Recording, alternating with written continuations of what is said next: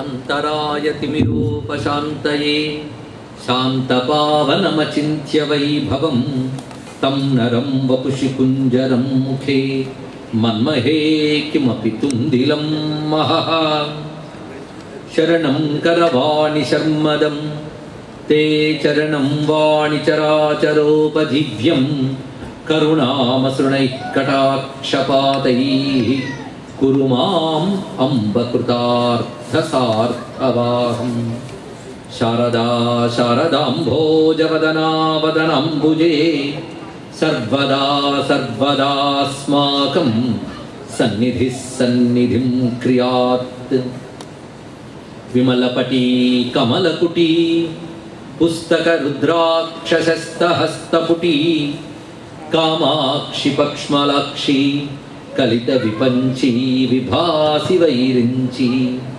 वागर्थाविव सम्पृक्तौ वागर्थप्रतिपत्तये जगतः पितरौ वन्दे पार्वती परमेश्वरौ गुरवे सर्वलोकानां विषजे भवरोगिणां निधये सर्वविद्यानां दक्षिणामूर्तये नमः नारायणसमारम्भां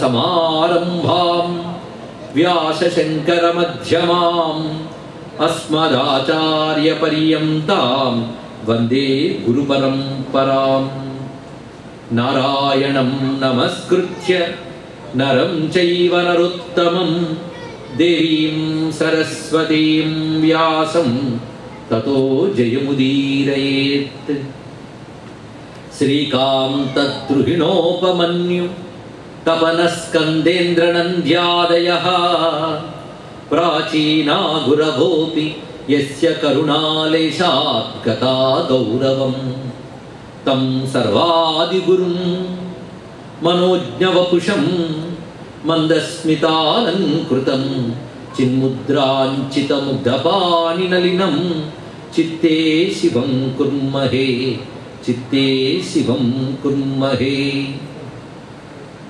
कन्दलितबोधमुद्रं कैवल्यानन्दसंविदुन्निद्रं कलये कञ्चन रुद्रं करुणारसपूरपूरितसमुद्रम् शिवाय गुरवे नमः शिवाय गुरवे नमः शिवाय गुरवे नमः शिवाय गुरवे नमः शिवाय गुरवे नमः शिवाय गुरवे नमः श्रीमात्रे नमः श्रीमात्रे नमः श्रीमात्रे नमः श्रीमात्रे नमः श्रीमात्रे नमः श्रीमात्रे नमः श्री विष्णुरूपाय नमः शिवाय श्री विष्णुरूपाय नमः शिवाय श्री विष्णुरूपाय नमः शिवाय श्री विष्णुरूपाय नमः शिवाय श्री विष्णुरूपाय नमः शिवाय श्री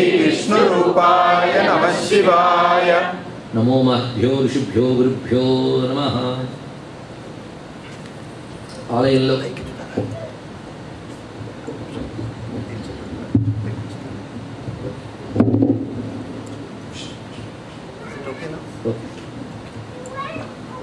ఆలయంలో వెలిసి అనుగ్రహిస్తున్న గురుతేజానికి నమస్కరించుకుంటూ ఈరోజు ఏకాదశి గురువారం నాడు మనందరూ ఇక్కడ సమావేశమై ఆది గురువు అయినటువంటి దక్షిణామూర్తి గురించి తద్వారా గురుతత్వాన్ని చెప్పుకోవడానికి గురు అనుగ్రహంతో ఆశీనులమై ఉన్నాం.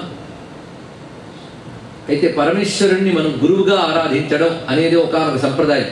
ఎందుకంటే తల్లిగా తండ్రిగా గురువుగా ఇన్ని రూపాలుగా మనం భగవంతుడిని ఆరాధించుకోగలిగిన సౌలభ్యం మన సంస్కృతిలో కనబడుతుంది. అందుకే త్వమేవ మాతా చ పితా త్వమేవ త్వమేవ విద్యా ద్రవిణం త్వమేవ త్వమేవ సర్వం మమ దేవదేవ అని చెప్పినప్పుడు భగవంతుని తల్లిగా తండ్రిగా గురువుగా సంపదగా మిత్రుడిగా అన్ని రకాలుగా మనం భావన చేస్తున్నాం. ఎందుకంటే మనకు ఆయన కారణము ప్రేమస్వరూపుడు అన్నప్పుడు తల్లి, ఆయనే తండ్రి, ఆయన మనకు జ్ఞానాన్ని ఇస్తున్నాడు అన్నప్పుడు ఆయనే గురువు. వివిధమైన అనుగ్రహాల ప్రకారంగా వివిధ భావాలు. అలా స్వామిని మనం ఆచార్యమూర్తిగా భావన చేస్తే ఆ స్వరూపం పేరు దక్షిణామూర్తి అన్నారు ఇక్కడ. ఎందుకంటే సృష్టి స్థితి లయ వీటన్నిటికీ కారణమైన పరమేశ్వరుడు ఆ పరమేశ్వరుడే మనకు మొదటి గురువు. ఎందరు గురువులు ఉన్నప్పటికీ మన సంస్కృతిలో మొదటి గురువు ఎవరయ్యా అంటే భగవంతుడి మొదటి గురువు. మరి మిగిలిన గురువులు ఎవరు అంటే ఆ భగవంతుని అనుగ్రహం రకరకాల గురువుల రూపంలో వస్తూ ఉంటుంది. ఇది ఎలాంటిదంటే మనం గంగని పూజ చేసేటప్పుడు, ఈ అమెరికాలో మీరున్నా గంగని తెచ్చుకుని పూజ చేసుకుంటుంటారు. కాశీ నుంచో ఎక్కడి నుంచో మన వాళ్ళు వెళితే నాకు గంగ బుడ్డి తీసుకురండి అంటూ ఉంటాం. వాళ్ళు గంగ బుడ్డివో గంగ బాటలు తెస్తారు. అది మనం దేవుడి గదిలో పెట్టి పూజ చేస్తాం. అప్పుడు ఆ గంగ పాత్రకి మనం పూజ చేస్తున్నాం. దేనికి? పాత్రగా గంగక, గంగకే పూజ చేస్తున్నాం. కానీ ఆ రాగి చెంబుకో ఇత్తడి చెంబుకో కుంకుమ పసుపు అన్నీ అద్దుతూ ఉంటాం. కానీ మీ భావంలో ఆ చెంబుకు అద్దుతున్నామని కాదు, లోపల గంగకు అద్దుతున్నామనే భావం ఇక్కడ. అలా మన లోకంలో చూసేటటువంటి గురు రూపమైన ఉపాధులని చెంబులు లాంటివి. అందులో అసలు గురువు గంగ లాంటి వాడు. అది తెలుసుకోవాల్సింది. ఆ గురువు జ్ఞానం. అనే జ్ఞానం అనే గంగ రకరకాల గురు రూపాలతో మనం పొందుతుంది. అందుకు ఎలాగైతే ఈ పాత్ర ద్వారా గంగను పూజిస్తున్నామో, ఈ గురు ఉపాధి ద్వారా ఆది గురువైన పరమేశ్వరుని ఆరాధన చేస్తాం. అయితే చిత్రం ఏంటంటే గురువు అయిన శివునికి ఆయన ఇచ్చే జ్ఞానానికి భేదం లేదు. ఇది చాలా ఆశ్చర్యకరమైన అంశం. సాధారణంగా ఎవరినైనా మనం ప్రార్థన చేస్తే అన్నీ ఇస్తాడు కానీ వాడు ఇవ్వడు. ఇచ్చినా మనం భరించగలమా లేదా అనేది ప్రశ్న. కానీ భగవంతుడు అలా తనను తాను ఇచ్చుకుంటాడు. ఎంత విషయం, అద్భుతమైన విషయం. ఉదాహరణకు జ్యోతి కాంతినిస్తుంది. ఈ కాంతి ఎవరు? ఆ జ్యోతి యొక్క స్వరూపమే కాంతి. కనుక జ్యోతి తన కాంతిని తాను మనకి ప్రసాదించి అనుగ్రహిస్తున్నట్లే జ్ఞానమూర్తి అయిన భగవంతుడు తన కాంతి అయిన జ్ఞానాన్ని మనకి ఇస్తాడు ఇక్కడ. అందుకే ఈశ్వరుడు వేరు, జ్ఞానం వేరు కాదు. ఈశ్వరుడే జ్ఞానం. జ్ఞానానికి మరొక పేరుంది, చిత్ అంటారు దీన్ని. వేదాంత పరిభాషలో చిత్, దీనికి చైతన్యము అని కూడా మనం చెప్పవచ్చు. ఈ చిత్తే జ్ఞానము అన్న చైతన్యం అన్న చెప్పబడుతుంది. ఈ చిత్ ఆయన యొక్క వెలుగు. మరి ఆయన ఎవరై అంటే సత్. అందుకే సత్తు చిత్తు రెండు కలిసే ఇక్కడ. సత్ అంటే ఎవర్ ఎగ్జిస్టెన్స్, ఎప్పుడు ఉండేవాడు. ఎప్పుడు ఉండేటటువంటి స్వామి ఎప్పుడు జ్ఞానస్వరూపుడుగా ప్రకాశిస్తూ ఉంటాడు కనుక అని సత్తు చిత్తు అన్నారు. ఇది కానీ అర్థం చేసుకుంటే మనకు లభించేది ఆనందం కనుక సచ్చిదానందం అని అంటున్నాం ఇక్కడ. కనుక సత్తు చిత్తు ఎవడో ఆయన్ని మన శివం అన్నాం ఇక్కడ. శివం అంటే కేవల ఆనందమూర్తి, మంగళమూర్తి, పరబ్రహ్మ అని అర్థం. అందుకే ఆ పరమేశ్వరుణ్ణి మనం గురువుగా సచ్చిదానందమూర్తిని భావించిన వెంటనే ఆయన మనల్ని అనుగ్రహిస్తున్నాడు. అది గురుభావంతో శివుని ఆరాధించగానే గురు రూపంగా ఎలా కృప చూపించాలో అలా చూపిస్తున్నాడు. ఎందుకంటే అన్ని దయల కంటే గొప్పది గురువు యొక్క దయ. అది పొందడమే మహా కష్టం. గురుకృప చాలా గొప్పది. అందుకే భగవంతుడిని గురువుగా ఆరాధించడం అన్ని విధాలా గొప్పదని. ఎందుకంటే గురువు మనకి ఎప్పుడు ఏది కావాలో, మనల్ని ఎలా కాపాడాలో అన్నీ తెలిసినవాడు గురువే. ఒక విధంగా తల్లిదండ్రుల కంటే గురువుని ఎక్కువగా చెప్తుంది మన సంస్కృతి. ఎందువల్లంటే తల్లిదండ్రులు ఇచ్చిన ఈ జన్మ పోతే మరో జన్మ వస్తుంది. కానీ గురువు మరొక జన్మ ఇస్తాడు ఈ జన్మలోనే. దాని పేరు దీక్షా జన్మ అని. ఇక్కడ ఆ దీక్షా జన్మ ఎలా చేస్తుంది అంటే మళ్ళీ జన్మ లేకుండా చేస్తుంది. అందుకే తల్లిదండ్రులు ఇచ్చిన జన్మ వల్ల మళ్ళీ జన్మలు వచ్చే అవకాశం ఉంది, కానీ గురువిచ్చే దీక్షా జన్మ వల్ల మళ్ళీ జన్మ లేని స్థితికి వెళతాం కనుక గురువుని తల్లిదండ్రుల కంటే ఉన్నత స్థానంలో చూపిస్తున్నాయి ఇక్కడ. అది గురు కృప. అలాంటి గురువుగా నన్ను భగవంతుడు అనుగ్రహించాలి అని ప్రార్థించడం కంటే కావాల్సిందే ఉంది. గురువు అంటే పుస్తకాలు చూపించేవాడు లేక ఉపదేశాలు చేసేవాడే కాదు, మన బుద్ధిని ప్రేరేపించేవాడే అసలైన గురువు. మన బుద్ధిని సరైన మార్గం వైపు ప్రేరేపింపజేసి స్ఫురణగా మనల్ని అనుగ్రహించేవాడిని అసలైన గురువు అంటాం. అలాగా పరమేశ్వరుని గురువుగా భావన చేస్తే ఎల్లవేళలా మన బుద్ధిని ఆయనే దిద్దుతాడు. మనకి చెడు ఆలోచన రానివ్వడు, చెడు చేద్దామని మనం ప్రయత్నించినా చెయ్యనివ్వడు, కాపాడుకుంటాడు. ఇది ఎలాంటిదంటే ఒక చిన్నపిల్లవాడు వెలుగుతున్న దీపం చూసి ప్రేమగా అదేదో పదార్థంలో ముట్టుకోబోయాడు. వాడిని చూసి ఆ దీపం తీయని పదార్థం అనుకుని వెళ్తున్నాడు. కానీ తల్లి ఎలా ఆపుతుందండి వెనక నుంచి? పిల్లవాడు తనకు తెలియకుండా ఒకదానికొకటి అనుకుని తప్పు చేయబోతున్నా ఆ తల్లి తప్పు చేయకుండా ఎలా ఆపుతుందో అలాగే భగవంతుడు నమ్మిన వారిని ఆయన అలా కాపాడుకుంటాడు. అది గురుకృపగా ఆయన చూడటం అనేది. ఇలా పరమేశ్వరుని గురుమూర్తిగా ఉపాసించడం అనేది ఒక అద్భుతమైన సంస్కృతి మనకు కనబడుతున్నది.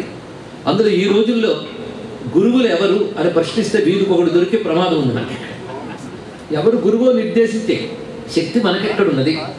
గురువును పరీక్షించే సాహసం మనకెక్కడున్నది? గురువు శిష్యుని పరీక్షించాలా, శిష్యుడు గురువుని పరీక్షించాలా? పరీక్షించాలంటే ముందు అంతో ఇంతో జ్ఞానం ఉండాలి, గురువుకు ఉంటుంది. శిష్యుడికి ఏముంటుందండి ఇక్కడ?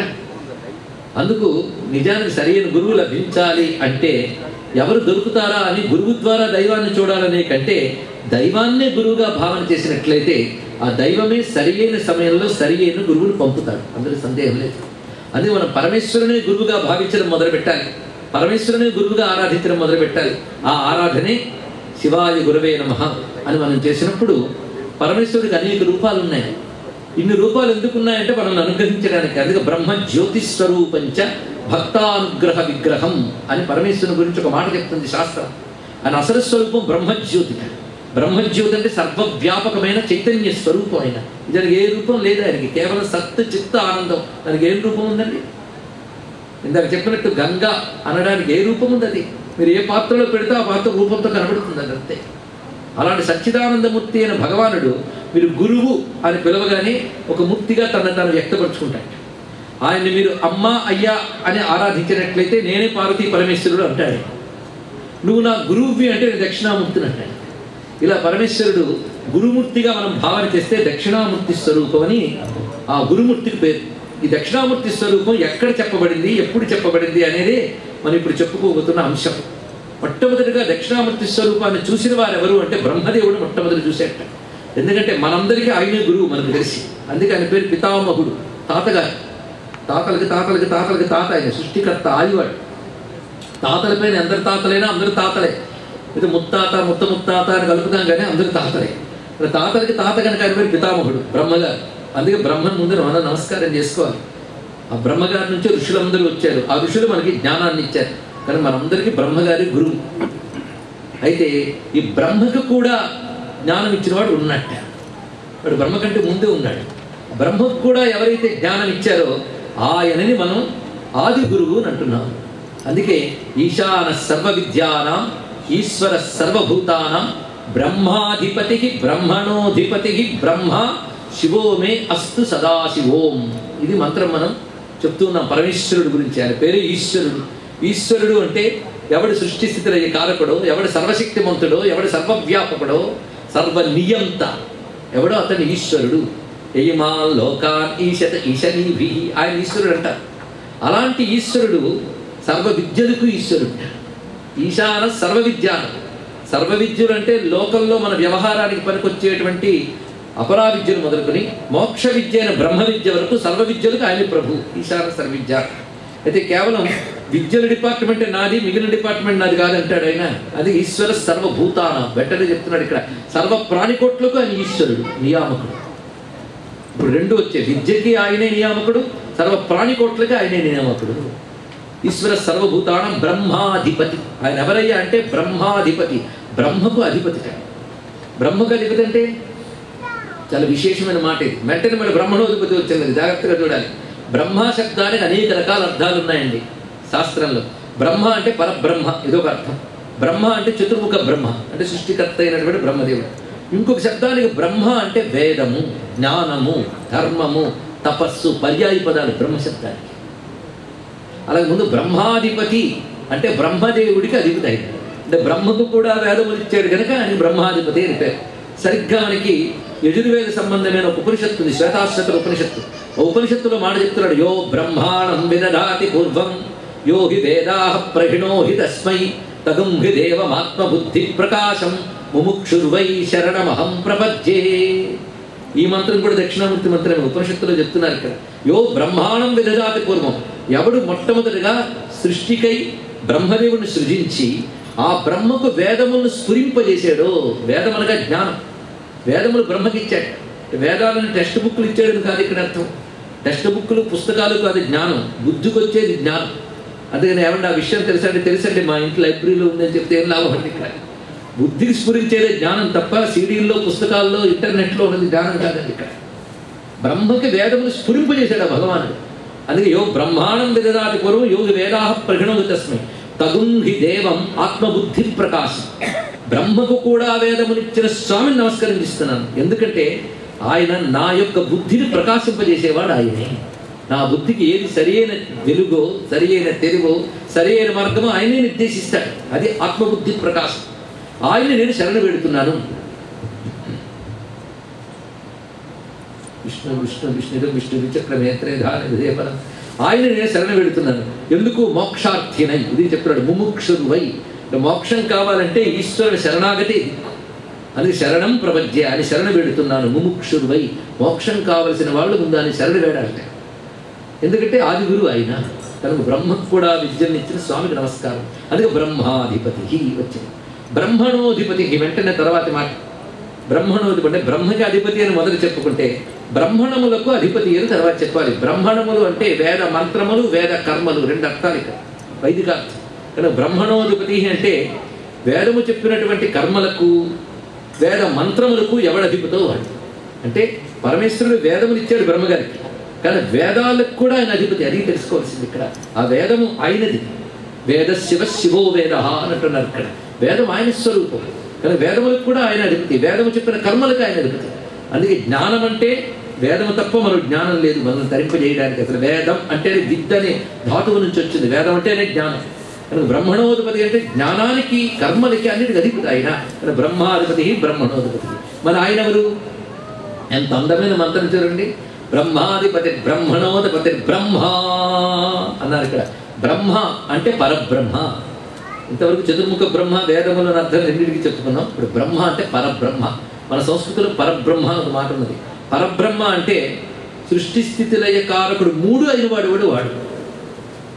నిర్గుణము ఆయనే, సగుణము ఆయనే, సర్వము ఆయన. పరబ్రహ్మ అంటే అన్నిటికంటే గొప్పవాడు, ఆయన్ని మించి మరొకటి లేదు. పర అంటే అల్టిమేట్, బ్రహ్మ అంటే ది బిగ్గెస్ట్. అది అర్థం. బృహత్వా బ్రహ్మణత్వా ఇది బ్రహ్మ. అందుకు సర్వోత్కృష్టమై, సర్వవ్యాపకమై, సర్వోన్నతమైన ఏ స్వరూపంలో పరబ్రహ్మ. అది బ్రహ్మ. అది ఎవరయ్యా అంటే సదాశివ. అది ఆ శివం సదా. సదా అంటే ఎల్లప్పుడూ శివుడే. శివుడు అంటే శుభస్వరూపుడు అని అర్థం. ఆయన శుభం ఇవాళ నుండి రేపు పోయేది కాదు, సదా ఎల్లవేళలా శుభస్వరూపుడే. అంతేకాదు శివశబ్దానికి అర్థం త్రిగుణాతీత శివ అని మనకు అర్థం. ఆయన త్రిగుణములకు అతీతమైన వాడు, త్రిగుణాలని కంట్రోల్లో పెట్టేవాడు. మనం త్రిగుణాల కంట్రోల్లో ఉంటాం, మనం త్రిగుణాలు ఆయన కంట్రోల్లో ఉంటాయి. ఆయన త్రిగుణాలు లేవు. ఇది తెలుసుకుంటే చాలండి ఇక్కడ. కనుకనే త్రిగుణాల కంట్రోల్లో ఉన్న మనం ఆ మూడు ఎవరి కంట్రోల్లో ఉన్నాయో వాడిని శరణ పెడితే మనం తరించిపోతాం ఇక్కడ. ఆ స్థితి ఆయనకి ఎప్పుడు ఉంటుంది. త్రిగుణాలకు అతీతుడు కనుక సదాశివ. ఎప్పుడు ఆయన త్రిగుణాతీతుడే, ఎప్పుడూ మంగళస్వరూపుడే, శుభస్వరూపుడే, శుద్ధస్వరూపుడే. అది సదాశివ. ఆయన తెలియజేసేటువంటి శబ్దం ఒకటే వేదం మనకి ఇస్తుంది. అది ఓం. ఓంకారం ఆయన తెలియజేస్తున్న శబ్దము. ఇది మొత్తం మంత్రానికి ఇప్పుడు మనం చెప్పుకున్న అర్థం. ఈశాన సర్వ విద్యానాం ఈశ్వర సర్వభూతానాం బ్రహ్మాధిపతి బ్రహ్మణోధిపతి బ్రహ్మ శివో మే అస్తు సదాశివో. ఇది స్వామి యొక్క గురుస్వరూపాన్ని చెప్తున్నటువంటి మంత్రం. వేదాల్లో దక్షిణామూర్తి ఎక్కడున్నట్టు ఈ మంత్రంలో ఉన్నాడు. మరొక మంత్రం ఇందాకే శ్వేతాశ్వత ఉపనిషత్తులకు వెళ్ళాం. ఇది యజుర్వేదంలో ఉంటుంది ఉపనిషత్తు. ఎందుకంటే వేద మూలంలోంచి చెప్పాలని తాపత్రయం. అక్కడ వస్తుంది ఈ మంత్రం. బ్రహ్మకు కూడా జ్ఞానం ఇచ్చినది అని. అతను దక్షిణామూర్తి అని ఎలా చెప్పగలరు అంటే అదే ఉపనిషత్తులో మరొక మంత్రం ఉంది. రుద్ర యత్తే దక్షిణం ముఖం తేన మాం పాహి నిత్యం. ఇది మంత్రం. హే రుద్ర, నీ దక్షిణముఖం ఏదైతే ఉందో దానితో మమ్మల్ని కాపాడు అని అన్నాడు. ఆయన దక్షిణముఖానికి ఒక పేరుంది, అఘోర. సజ్జోజాత వామదేవ అఘోర తత్పురుష ఈశాన. అఘోర ముఖం పేరు దక్షిణముఖం అని పేరు. అఘోరం అంటేనే తెలుస్తుంది, ఘోరం కానిది అఘోరం. ఘోరం అంటే దుఃఖము, బాధలు, కష్టాలు, అజ్ఞానం, ఇవన్నీ ఘోరం, నెగిటివ్స్ అని. ఆయన ఎప్పుడు అఘోరమే. శాంతము, జ్ఞానము, శుద్ధత ఆయన యొక్క స్వరూపం. అలాంటి అఘోర స్వరూపం కనుక నీ దక్షిణముఖంతో మమ్మల్ని అనుగ్రహించు. దక్షిణముఖమే దక్షిణామూర్తి లేదు. అందుకు అక్కడే వేదంలో దక్షిణామూర్తి యొక్క స్వరూపాన్ని మనం చూపిస్తున్నారు. ఇదే విధంగా యజుర్వేద సంబంధమైన దక్షిణామూర్తి ఉపనిషత్తును మనకున్నది. ఇది వేదాల్లో చెప్పబడుతున్న దక్షిణామూర్తి యొక్క తత్వం. అదే పురాణాల్లో వచ్చేటప్పుడు బ్రహ్మగారికి ముందు ఆయనే సాక్షాత్కరించి వేదాదులు ప్రసాదించాడు అని. అయితే మనం ఎన్నో విన్నాం కనుక అయ్యా మత్స్యావతారం వేదం ఇచ్చినట్టు, హయగ్రీవ అవతారం వేదం ఇచ్చినట్టు విన్నామే, మళ్ళీ దక్షిణామూర్తి ఇచ్చారని వాళ్ళు కొత్తగా చెప్తున్నారండి అని కొందరు అనుకోవచ్చు. కొంచెం సమన్వయించి చెప్పుకుందాం. సృష్ట్యాది యందు దక్షిణామూర్తి వేదములు ఇచ్చాడు. ఆ తర్వాత కల్పభేదాలు వచ్చినప్పుడు అసుర శక్తులు ఆ వేదాలను అపహరించుకుపోయినప్పుడు మళ్ళీ శివుని యొక్క స్వరూపమైన విష్ణువు ఒకసారి మత్స్యావతారమై, ఒకసారి హయగ్రీవ అవతారమై అదే వేదాలను మళ్ళీ బ్రహ్మగారికి ఇచ్చారు. అందుకే ఎందుకు వేదాలు ఇచ్చిన వాడు ఎవరు? విష్ణువా శివుడు అంటే ఇద్దరూ ఒకే స్వరూపం. శివ రూపంలో ఒకసారి ఇచ్చాడు, విష్ణు రూపంలో మరొకసారి ఇచ్చాడు.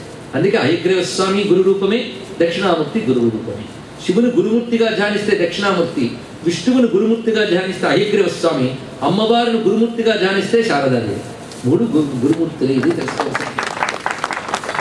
ఎందుకంటే మనం ఆరాధించేదేమో మన గురువు కావాలి, అప్పుడు కానీ ధరించలేదు. ఎన్ని రూపాలను అనుగ్రహించినా గురు రూపంతో అనుగ్రహిస్తేనే మోక్షం, లేకపోతే ఇంకోటి లేదండి. అంతేకాదు ఇహలోకంలో ఎలా బతకాలనే తెలివితేటలు, ఆ తెలివితేటలు రాణించాలన్నా జ్ఞానం కావాల్సిందే. ఆఖరికి పరమార్థం గ్రహించాలన్నా జ్ఞానం కావాల్సిందే. ఏ జ్ఞానమైనా ఇవ్వాల్సిన వాడు ఈశాన సర్వ విద్యానాం అయినటువంటి పరమేశ్వరుడు. అది శివాయ గురవే నమః అని మనం నమస్కారం చేసుకుంటూ ఈ గురుమూర్తికి సంబంధించి అనేక పురాణ గాథలు చెప్పబడుతున్నాయి. శ్రద్ధాళువమే ఆకర్ణితం. ఒకప్పుడు వశిష్ఠ మహర్షి, ఎవరైనా బ్రహ్మగారి మానసపుత్రుడండి, సామాన్యుడు కాదు, గొప్ప జ్ఞాని. ఆ వశిష్ఠ మహర్షికున్న సంతానంలో 100 మంది సంతానం ఉన్నట్టు వశిష్ఠుల వారికి.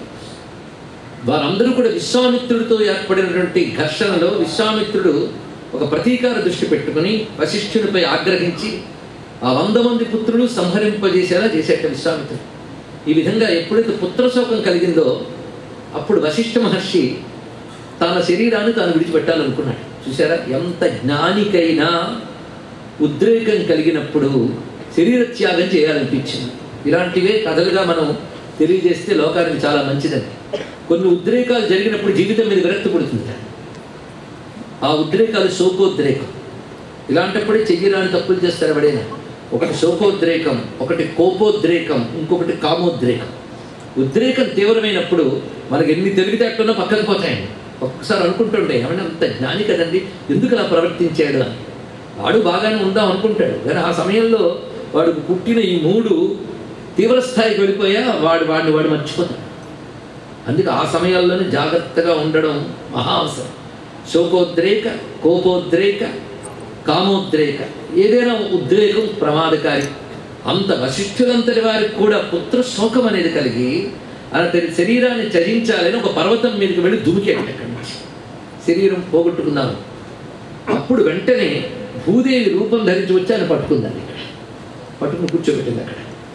అంటే మనం కూడా దూకుతూ ఉంటే పడుతుంది భూదేవి అనుకోవద్దు. ఇక్కడ మహాత్ములైన వాళ్ళకి ఎప్పుడూ దోషం చేయరు. వాళ్ళు ఎప్పుడైనా కాసింత తప్పు చేస్తే భగవంతుడు కాపాడుకుంటాడు. ఎవరికి? మహాత్ములైన వాళ్ళకి. జీవితం అంతా అధర్మపూర్వమైన చరిత్ర ఉన్న వాళ్ళకి కాదండి. ఇక్కడ ధర్మబద్ధంగా జీవించేవాళ్ళు, భక్తితో ఉన్నవాళ్ళు, తపస్సులైన వాళ్ళు ఏదో పొరపాటును తప్పు చేయబోయినా ఆ తప్పు జరగకుండా భగవంతుడు కాపాడుతాడు. ఎవరు ఇంట్రడక్షన్లో అది చెప్పుకున్నారు. అలాంటి శరణాగతులైన వారికి, తపస్సులైన వారిని కాపాడుకుంటాడు భగవంతుడు. అందుకే అక్కడ కూర్చోబెట్టింది భూదేవి. ఏమిటి, ఎన్నో చదువుకున్నావేమో, ఇదా నువ్వు చేసేది? ఓ వెర్రి సుతులందరూ తెగిన ఎంతో వేలవై చావన్ పుట్టువు తీరుని. ఏమి ప్రశ్న వేసిందండి భూదేవి. ఇది ప్రతివాడు ఆలోచించుకోవాలి. చచ్చిపోయినంత మాత్రాన జీవితం పోతుందా అని అడిగింది. ఇలాంటి క్వశ్చన్ అసలు అరైజ్ అవ్వడమే చాలా గొప్ప విషయం. అండి చచ్చిపోయినంత మాత్రాన జీవితం పోతుందా అని అడిగింది. అద్భుతమైన మాట. జీవితం అనేది ఒక పుట్టుక, ఒక మరణం మధ్యలో ఉన్నదే కాదు. మరణం తర్వాత కూడా జీవితం ఉంటూ ఉంటుంది. ఇక్కడ మరణం ఒక కామం అంతే, మళ్ళీ కొనసాగిస్తూనే ఉంటుంది ఒక జీవి. అదే సంసారం. సమ్యక్ సరతీతి సంసార. చచ్చుచు పుట్టుచున్ మరణ చర్విత చర్పణులైన వారికి పుట్టడం చావడం, పుట్టడం చావడం, ఇది సైకిల్. ఇప్పుడు నీకేదో ఉద్రేకం కలిగిందని శరీరాన్ని విడిచిపెట్టేస్తుంది. అప్పుడు స్థూల శరీరం పోతుంది, నీ సూక్ష్మకారణ శరీరాలు పోవే. అప్పుడు నువ్వు ఎలాగూ ఇప్పుడు ఒక దుఃఖం భరించలేక నువ్వు చచ్చిపోదాం అనుకున్నా ఆ దుఃఖం అనుభవించవలసి ఉంటే మరొక శరీరం పొందు కూడా అనుభవించక తప్పదు. అది అనుభవించాల్సింది. అంతేకాదు ఇప్పుడు భగవంతుడిచ్చిన ఈ శరీరాన్ని నువ్వు నశింపజేసుకున్న పాపం కూడా ఆ జన్మలో కలుస్తుంది, యాడ్ అవుతుంది. ఇలాంటి కథలు చిన్నప్పటి నుంచి మన పిల్లలకు నూరిపోస్తే ర్యాంకు రాలేదని ఆత్మహత్య చేసుకొని బుద్ధి కూడా పుడదు వాటికి. చూడండి ఎంత అద్భుతమైన మాట చెప్పాడు ఇక్కడ. అందుకే చావన్ పుట్టువు తీరునే. అద్భుతమైన తెలుగులో దుర్జటి మహాకవి చెప్తున్నాడు ఈ మాటను, ఎంత చక్కగా చెప్పాడు. చావన్ పుట్టువు తీరునే. చచ్చినంత మాత్రాన జన్మపోతుంది అనుకున్నావా? నిజంగా నీ జీవితం మీద రోత పుడితే, నిజమేనండి జీవితం దోషభూయిష్టం, అసహ్యం వేసింది, చాలా అది కలగాలంటే చాలా భాగ్యం ఉండాలి. జీవితం మీద రోత పుట్టాలంటే అనేక జన్మల పుణ్యం ఉండాలి. దానికి వైరాగ్యం అంటే ఆ వైరాగ్యము ఎవడో పోతేనో లేకపోతే ఎవడో కొడితేనో ఆవిడికి కోపం వస్తేనో అప్పుడు పుట్టే వైరాగ్యాలు కావు. ఇక్కడ వైరాగ్యం అనేటువంటిది జ్ఞాన వైరాగ్యం అన్నారు. ఇక్కడ వివేకజనితమైన వైరాగ్యం చాలా గొప్పది. వైరాగ్యం కలిగితే చాలా గొప్పదయ్యా, కానీ వైరాగ్యం కలిగిందంటే నువ్వు శరీరం నాశనం చేసుకుంటే లాభం లేదు. మళ్ళీ శరీరం అక్కర్లేని స్థితికి సంబంధించిన ముక్తిని పొందితే సిద్ధం. దానివల్ల ధరించడం అది ఇవ్వగలిగేది జ్ఞానాదేవే కైవల్యం. జ్ఞానం మాత్రం చేతనే దాన్ని పొందవచ్చు. ఇప్పుడు అది వశిష్ఠుడు అజ్ఞాన. జ్ఞానం అంటే శాస్త్రజనితమైన జ్ఞానం చాలా ఉంటుందండి. ఒక్కొక్కడు ఉపన్యాసాలు బలి ఇవ్వగలడు. ఈ శరీరం మిథ్య, ఈ ప్రపంచం మిథ్య అని. అందుకే అన్నమైతేనేమిరా సున్నమైతేనేమిరా, అందుకే ఈ పాడు పట్టుకు అన్నమే వేద్దాము అన్నట్టు. అలాగే ఇవన్నీ కూడా వేదాంతానికి ఏముందండి, ఉపనిషత్తులు ఇట్టించాడు అన్నీ చెప్పచ్చు. అనుభవ జ్ఞానం కావాలి. ఎందుకంటే మనకి కాస్త చదువుకున్నామా అహంకారం వస్తుందండి. నేను పండితుడు, నాకు వీడు చెప్పేది ఏముంది నాకు ఆల్రెడీ తెలిసాను. అది చదువుకునేవాడు జాగ్రత్తగా ఉండాలి. జ్ఞానం అంటే విషయ జ్ఞానం కాదు, అలాగే పరోక్ష జ్ఞానం కూడా లాభం లేదు. అహం బ్రహ్మాస్మి, తత్వమసి, వేదాంత వాక్యాలు చక్కగా అర్థం ఇక్కడ చెప్పేస్తే ఎవరికి ప్రయోజనం? ఇక్కడ అనుభవం అసలైంది ప్రధానమైనటువంటిది. ఆ జ్ఞానం కావాలి. ఆ జ్ఞానం వస్తే అదే మోక్షం. అలాంటి జ్ఞానం పొందే ప్రయత్నించేది. నీకు అన్ని జ్ఞానములు ఉన్నాయి, ఏం లాభం?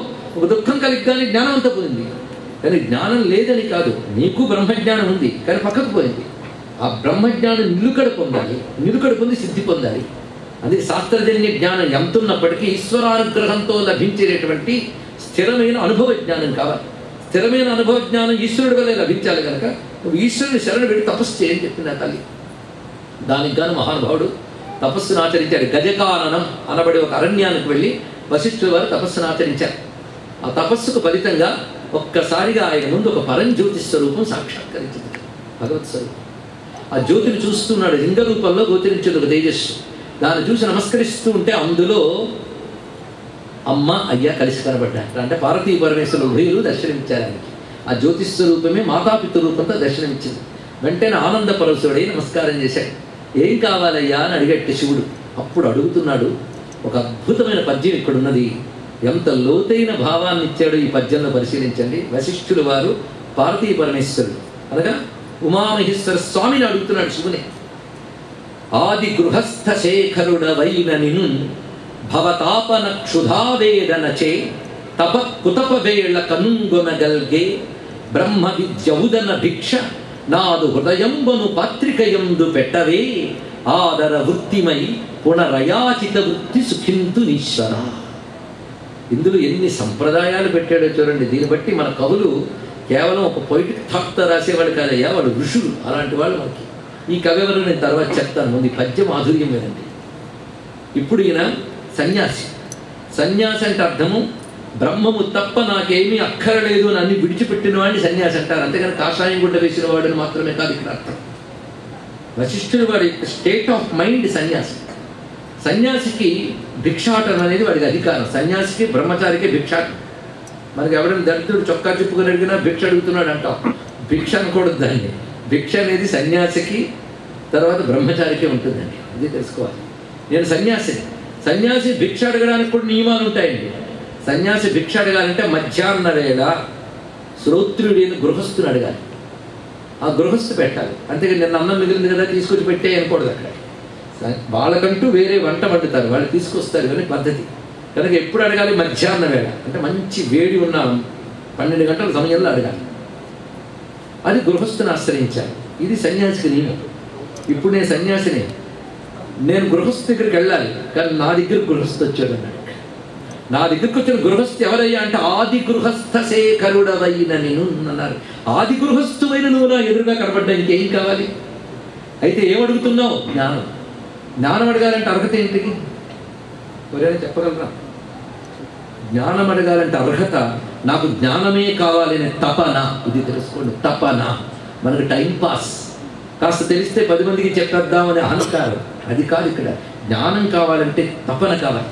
ఉదాహరణకి మనం భోజనాలు పెట్టినప్పుడు చూడండి, ముందు ఎపటైజర్ని ఇస్తారు. ఎందుకు ఇస్తారంటే వండినవన్నీ ఖర్చు అవ్వాలంటే ఇప్పుడు వాళ్ళ ఆకలి పుట్టాలి కనుక ముందు ఆకలి పుడితే తర్వాత ఆహారం ఇస్తాం. కానీ అన్నం తినడానికి అర్హత ఏమిటి? అంత ఆలోచించాలమ్మా. అన్నం తినాలంటారు గత ఆకలి. ఆకలి పుట్టిన వాడికి అన్నం ఇస్తే అన్నంతో ఆడుకుంటాడు. అందుకే నిజమైన తపన లేని వాడికి జ్ఞానం చెప్తే జ్ఞానంతో ఆడుకుంటాడు. వాడి జ్ఞానం అర్థం కాదు. కనుకనే ముందు తపన పుట్టాలి. ఆకలి పుట్టకపోతే జబ్బు కదా. ఒక ఆయన అన్నాడు, అదేమిటో నాకు ఆకలే ఉండదు అని. అయితే తొందరగా డాక్టర్ గారు దగ్గరికి వెళ్ళండి. గర్వంగా చెప్పాల్సిన సబ్జెక్ట్ కాదు ఇక్కడ. అలాగే ఆకలి పుట్టకపోవడం ఎలా జబ్బు, నేను తరించాలి, భగవంతుడిని ఆశ్రయించాలని బుద్ధి పుట్టకపోవడం కూడా జబ్బే. జ్ఞానం కావాలని తపన ఉండాలి. ఈ తపన పుట్టాలంటే ఎన్ని జన్మల సాధన ఉండాలో. ఎన్నో జన్మలు ఎత్తాం, ఎప్పుడు ఈ తపన పుట్టలేదు. అలా ఎలా చెప్పగలరండి అంటే తపన ఉంటే ఇప్పుడు ఇలా పుట్టేవాడు అంటారు ఇక్కడ. కనుక ఇప్పటికి తపన పుట్టింది. భవతాపన క్షుధావేదన. ఎంత అద్భుతమైనటువంటి ఆర్డర్ చూడండి ఎలా ఇచ్చాడు. ఆది గృహస్థ శేఖరుడవైన నిన్ను భవతాపన క్షుధావేదనచే అయింది కదా. ఇక మధ్యాహ్నం వేళ నన్ను వచ్చి అడగాలి కదా భిక్షకుడికి అంటే ఇది ఆ మధ్యాహ్న సమయమే అన్నాడు. ఏంటి తప కుతప వేళ, ఎంత అందమైన మాట. పేరుకి తెలుగు పద్యం కానీ అందమైన సంస్కృత శబ్దం. తప కుతప, కుతపం అంటే మధ్యాహ్న సమయం, బాగా తప్పింపజేసే సమయం కుతపం. నా తపకాలమే మధ్యాహ్న కాలం అన్నారు. తపస్సు అంటేనే తప్పించడం, నీకోసం తప్పించి తప్పించి సాధన చేసేనే ఇదే మధ్యాహ్న కాలం. తప కుతప వేళ అంటే ఇదే కరెక్ట్ టైం నువ్వు నాకు దానం చేయాలి. చూసారా భగవంతుడు అనుగ్రహానికి టైం ఏంటి, చూద్దాంలే తర్వాత అంటే సరే స్వామి అన్నట్టు వీడు ఏంటి ఇతరికి తప్పలేదు. ఇక్కడ ఎప్పుడైనా భగవత్ కృపకి వాయిదాల్లో వాయిదా వేసేమా జన్మలు వెనక్కి వెళ్ళిపోతాం తెలుసుకోవాల్సింది ఇక్కడ. కనుకనే వాయిదాల్లో ఆధ్యాత్మిక సాధనలో వాయిదా కూడదు తెలుసుకోవాలి ఇక్కడ. వాయిదాల్లో అదే మహానుభావుడు రామకృష్ణ పరమహంస గొప్ప మాట చెప్పాడు. భగవంతుడికి లభించాలి అంటే తపన ఉండాలన్నాడు. ఇంకేమీ లేదండి. నేను రామాయణం పారాయణ చేయాలా, భారతం పారాయణ చేయాలంటే అవి చదివితే మరొక అహంకారం వస్తుంది, నేను పండితుడైన భావం వస్తుంది, వాడు ఈశ్వరుడు దొరకడు. తెలుసుకున్నారా ఇక్కడ విద్య అంత ప్రమాద హేతువు. తపన కావాలి, తపన. తపన ఒక్కటే అన్నిటికంటే గొప్ప అర్హత. ఇదని చెప్పానే ఆకలి లేని వాడికి అన్నం పెట్టడం అన్నది. అందుకే తపన తపన పడాలయ్యా అన్నాడు. తపన ఎలా పడాలని అడిగట పరమహంసని. పరమహంస గొప్ప మాట చెప్పాడు. ఎన్నో జన్మలు ఎత్తాను, ఈ జన్మలోనే భగవంతుడిని చూడాలి అని తపన ఉండాలి. ఆ తపన ఎలా పెరిగిపోవాలంటే ఈ జన్మంతానా కాదు, ఈ ఏడాదిలో నేను భగవంతుని చూడాలి. ఈ ఏడాది అంతానా కాదు, ఈ 6 నెలల్లోనే, ఈ 5 నెలల్లోనే చూడాలి. ఇంకా 6 నెలలు గడువ భరించలేను, నాకు ఈ మాసమే ఇంకా పెరిగిపోవాలండి. ఈ రోజే చూడాలి. ఈ రోజు 24 గంటలు దూరం నేను భగవంతుడిని భరించగలనా, ఈ క్షణమే నేను భగవంతుని చూడాలన్న తపన ఉంటే జన్మాంతంలో నన్ను చూడగలన్నాడు. ఇక్కడ అంత తపన ఉండాలి. ఈ తపన సాధకుడికి అర్థమవుతుంది, పుస్తకాలు చదివేవాళ్ళకి అర్థం కాదు. ఇది ఇక్కడ తెలుసుకోండి. ఇక్కడ తపన కావాలి. అలాంటి తపనే తప కుతప వేళ. అలాంటి తపన ఉంటే భగవంతుడు వాయిదాలు వేడు, నువ్వు వాయిదా అడగవు. అది శంకర భగవత్వాల వారు పరమేశ్వరుడు ముందు భిక్షాటనం చేస్తూ సన్యాసేగా అని అంటున్నారు. అయం దాన కాలస్త్వహం దాన పాత్రో భవానేవ దాతా త్వదన్యం నయాచే స్థిరాం దేహి భక్తిం భవత్పాద పద్మే కృపాశీల శంభో కృతార్థోస్మి తస్మాత్. అయం దానకాల, ఇదే దాన. వాయిదాలు వేయి చాలా ముఖ్యం. అహం దానపాత్ర, దానం పుచ్చుకోవడానికి నేను ఒక్కడిని అర్హుణ్ణి. దాత ఎవరు, భవానేవ దాత త్వదన్యం నయాచే, నిన్ను తప్ప ఎవరిని అడగరన్నాడు. ఇది ఒక చమత్కారమైన మాట అండి. నిన్ను తప్ప ఎవరిని అడగరన్న మాట అర్థం కావడానికి 2 లెవెల్స్ ఉన్నాయి. నిన్ను తప్ప ఎవరిని అడగనంటే ఏది కావాలన్నా నిన్నే అడుగుతాను, ఇది ఫస్ట్ లెవెల్. 2వ లెవెల్ అంటే నేను ఏది అడగను నిన్నే అడుగుతాను, ఇది తర్వాత లెవెల్. అంటే నిన్ను తప్ప ఎవరిని అడగను అంటే అర్థం ఏ వస్తువు కావాలన్నా నిన్నే అడుగుతాను కాదు. అసలు నాకు ఏ వస్తువు వద్దు, నాకు నువ్వు కావాలి. అలా ఎవరైనా ఈశ్వరుని అడుగుతారండి? గురుగారి దగ్గరికి వచ్చి ఇన్ని దండాలు పెడుతున్నాం గురువారు, కానీ గురువుని అడగట్లే. మనకి రేపటి నుంచి బాగుండాలి, పిల్లలు బాగుండాలి. భగవద్ జ్ఞానం అడగట్లేదు, భగవంతుని అడగట్లేదు. కానీ శంకర భగవత్పాల వారు త్వదన్యం నయాచ, నిన్ను తప్ప నేను అన్యమును అడగను, నాకు నువ్వు కావాలి, ఇంకేం అక్కర్లేదన్నట్టు. అసలైన భక్తి. ఈ భావం ఇవాళ కలిగింది, రేపు ఉంటుందో లేదో గ్యారంటీ లేదు. అందుకే స్థిరాం దేహి భక్తి, నీ పాదాలపైన స్థిరమైన భక్తిని ఇవ్వయ్యా, ఇంకేమీ నేను అడగనున్నారండి శంకర భగవత్పాల వారు. అందుకే అయం దానకాల అహం దానపాత్ర, ఇదే దానకాలం, నేను దానపాత్రుని, అది భక్తి. అందుకే తప కుతప వేళ కనుగొనగలిగే. మధ్యాహ్న సమయంలో నేను వెళ్ళడం కాదు, నువ్వు కనబడ్డా సరి ఏ టైంకి వచ్చావు. ఇప్పుడు భిక్ష పెట్టు. ఏ భిక్ష పెట్టాలి? బ్రహ్మ విద్య ఔదన్న భిక్ష. చాలా గొప్ప మాట ఇక్కడ. బ్రహ్మ విద్య అనే భిక్ష పెట్టు. ఎక్కడ పెట్టాలి? చెవులో కాదుట. నా హృదయంబను పాత్రిక నందు పెట్టవే, హృదయం అనే పాత్రలో పెట్టవయ్యా అని అడిగాడు. ఎందుకంటే చెవికి జ్ఞానం చెప్తే ఇటు నుంచి వచ్చా కొంచెం పోతుంది, మంచి కన్వీనియంట్.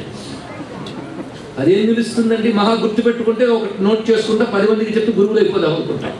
కానీ మనకేం పనికి వచ్చింది? అందుకే జ్ఞానాన్ని ఏ పాత్రతో పెట్టుకోవాలి? శ్రవణ పాత్రతో కాదు, హృదయ పాత్రతో పట్టుకోవాలట. అందుకు నాదు హృదయం బను పాత్రిక యందు పెట్టవే. పెడితే ఏం చేస్తావు? ఆకలి తీరుతావు. ఇంకా గొప్ప మాట అన్నాడు, ఒక్కసారి నిన్ను అడుక్కుంటే ఇంక సృష్టిలో ఎవరిని అడుక్కోవలసిన అవసరం రాదన్నాడు. ఎంత అందమైన మాట అండి. మనం చాలా ఒక్కొక్కసారి ఒకరి మీద దయ చూపిస్తాం. ఆ దయ చూపించినప్పుడు వాడికి వాళ్ళ ఆకలితో వచ్చినప్పుడు అన్నం పెడతాం. వీలైతే నేను అన్నం పెడుతున్నప్పుడు ఫోటో తీయంటాం. ఎందుకంటే అన్నదాత అని ఫోటో వేస్తాం, కనుక నేను గొప్ప అన్నదాతనండి అని డిక్లేర్ చేస్తాం. అయిపోయిందా నువ్వు చేసిన దానం? మళ్ళీ మరుసటి రోజు మధ్యాహ్నం వాడు ఆకలి, వాడి దరిద్రం, వాడు అడుక్కోవడం రెడీ. మనం సంపూర్ణంగా పోగొట్టగలిగామా వాడి ఆకలిని? కనుక సృష్టిలో ఎవడైనా ఒకడు శోకాన్ని పోగొట్టేను అన్నాడు అంటే తత్కాలమే తప్ప సంపూర్ణంగా దుఃఖాన్ని ఎవడైనా పోగొట్టగలరా మనం ప్రశ్నించుకోవాల్సింది. ఎవడు దుఃఖాన్ని సంపూర్ణంగా పోగొట్టలేడు. ఒక దుఃఖం పోతే మరొకటి వస్తుంది. పైగా ఒక దుఃఖభూయిష్టమైన చరిత్ర గలవాడు మరొక దుఃఖభూయిష్టుని ఏం బాగు చేస్తాడండి? వీడిదొక ఏడుపు, వాడిది ఇంకో ఏడుపు. ఏడుపుని ఏం పోగొట్టగలరు? కనుకనే నువ్వు కానీ ఒక్కసారి భిక్ష పెడితే మళ్ళీ ఇంకొకడు గుమ్మం ముందుకు వెళ్ళక్కర్లేదయ్యా. ఆదర వృత్తిమై పునరయాచిత వృత్తి సుఖింతు నిశ్వర. మళ్ళీ ఇంకొకరిని అడుక్కోకుండా హాయిగా ఉంటానయ్యా. ఒక్క పద్యం రచించాలంటే ఎంత వేదాంత తత్వం గర్భీకరించుకుంటే కానీ రాయలేరు. అలా ఈ పద్యాన్ని రచించినటువంటి అద్భుతమైన తెలుగు కవి దుర్జటి మహాకవి ఆ ఇచ్చాడు ఈ పద్యాన్ని. మరొక్కసారి పద్యం చెప్పుకుందామా? భావం విన్నారుగా. ఆది గృహస్థ శేఖరుడవైన నిను భవతాపన క్షుధావేదనచే తపకుతపవేళ కనుంగొనగల్గే బ్రహ్మ విద్యౌదన భిక్ష నాదు హృదయంబను పాత్రికయందు పెట్టవే ఆదర వృత్తిమై పునరయాచిత వృత్తి సుఖింతు నిశ్వర. ఎప్పుడైతే ఈ మాట అన్నాడో వెంటనే ఇప్పుడు నువ్వు ఇలా అడిగే కనుక నేను కొంచెం నా రూపం మార్చుకుంటానన్నాడు. ఎందుకంటే ఒక్కొక్క పని చేయడానికి ఒక్కొక్క రూపం అండి. ఆ ఇంటి యజమాని ఇంటికి తోట పని చేయాలి అంటే మళ్ళీ సూటు బూటు వేసుకుని చేయదు, దానికి తగ్గ డ్రెస్ ఉంటుంది. వంట పని చేయాలంటే దానికి తగ్గ డ్రెస్ ఉంటుంది. అలాగే పరమేశ్వరుడికి అయితే మన డ్రెస్సును మారుస్తాం కానీ బాడీని మార్చదు. కానీ భగవంతుడు అలా కాదు. అక్కడికి సమయంగా మనల్ని అనుగ్రహించడానికి భక్త అనుగ్రహ విగ్రహం ఎలా అనుగ్రహించాలో అలాంటి విగ్రహాన్ని ధరిస్తాడట. వెంటనే ఒక అద్భుతంగా అక్కడ చోటంతా మారిపోయింది. ఇంతవరకు కనబడిన జ్యోతిపుంజమైన స్థానంలో పెద్ద మర్రి చెట్టు కనబడింది. ఆ మర్రి చెట్టు మొదట్లో ఒక కుర్రవాడు కూర్చున్నాడు, 16 ఏళ్ళ కుర్రవాడు. ఒక చేత్తో చిన్ముద్ర, ఒక చేత్తో పుస్తకం, ఒక చేత్తో అక్షమాల, మరొక చేత్తో అమృత కలశం పట్టుకుని మందహాసం చేస్తూ జటాజూటంతో నెలవంకతో ప్రకాశిస్తూ గంగాధరుడైన స్వామి మర్రి చెట్టు మూలంలో దర్శనమిచ్చారు. ఇక్కడ అద్భుత బటబిటకి సమీపే భూమి భాగే నిషణ్ణం సకల ముని జనానా జ్ఞానదాతారమారా త్రిభువన గురుమీశం దక్షిణామూర్తి దేవం జనన మరణ దుఃఖ ఛేద దక్షం నమామి. ఆ స్వరూపం సాక్షాత్కరించేది ఎదురుగా. వెంటనే వశిష్ఠులు వారు ఆనంద పరుసులైపోయారు. ఆయన ఒక్క ఉపన్యాసం ఇవ్వలేదండి, చూసి నవ్వాడంతే. నవ్వగానే మొత్తం అంతవరకు నా అజ్ఞానము, దుఃఖము, దరిద్రము, వేదన అన్నీ పోయి అఖండమైన బ్రహ్మానంద స్థితి లభించిందమ్మా. దర్శన మాత్రం చేతనే ఒక్క ఉపన్యాసం ఇవ్వలేదు. కాబట్టి బాగా చీకటి ఉంది, మీరు దీపం వెలిగించారు. ఆ చీకటి పోవడానికి దీపం ఉపన్యాసం ఇస్తుందా? చీకటి వెళ్ళిపోవును ఎట్లనగా అని చెప్తుందా అండి. ఇక్కడ దీపం వెలిగిస్తే ఉపన్యాసం ఇవ్వక్కర్లే. దీపం వెలిగితే చీకటి తనంత తాను పోతుంది. ఈశ్వరుడు కనబడితే అజ్ఞానం తనంత తాను పోతుంది. స్వామి యొక్క సాక్షాత్కార మాత్రం చేతనే ధన్యత లభించింది. అందుకే మాటలతో తెలుసుకోవాల్సిందంతా తెలుసుకున్నాం, అయిపోయింది. ఇంకా మాటలు పట్టుకుంటామా? త్రైగుణ్య విషయ వేదా నిస్త్రైగుణ్యో భవార్జున అన్నాడు కృష్ణ పరమాత్మ. వేదాలు పట్టుకుని వేలాడతావు ఏంటయ్యా అన్నాడు. అంటే వేదాలను కాదన్నాడా? వేదాలతో ఏం తెలుసుకోవాలో తెలుసుకున్నా, ఇంకా అవేనా? మంచిదే, అయింది కదా. మాటలతో తెలుసుకోవాల్సిందంతా తెలుసుకున్నాం. ఇప్పుడు మాటను దాటిన ఒక సత్యం ఒకటి ఉంది, అది తెలుసుకునే ప్రయత్నించి. అంతవరకు మాటలు, తర్వాత మాటలు దాటినట్టు సత్యం. ఎందుకంటే తెప్ప పట్టుకుని నదిలో వెళతాం, కానీ ఒడ్డుకెళ్ళకు కూడా నాకు తెప్ప కావాలండి అని వెళ్ళకూడదు. అలాగని ఎవరు దాటికి తెప్ప తగలేయకూడదు. మనకు సామెత ఉంది ఇక్కడ. కానీ తెప్ప అవసరం ఎంతవరకు ఒడ్డు చేరేవారు, ఒడ్డుకు కూడా తెప్ప పట్టుకెళ్తాను అనకూడదు. అదే మాటలు ఎంతవరకు అంటే నేను భగవంతుడిని సూచిస్తాయి కానీ మాటలు తీసుకురావు. ఇది అర్థం చేసుకోవచ్చు. అందుకే మాటల వల్ల అహంకరించకూడదు. ఇక్కడ ఈ మాటల ద్వారా తెలుసుకోవాల్సింది తెలుసుకోవాలి, అనుభూతులకు తెచ్చుకోవాలి ఇక్కడ.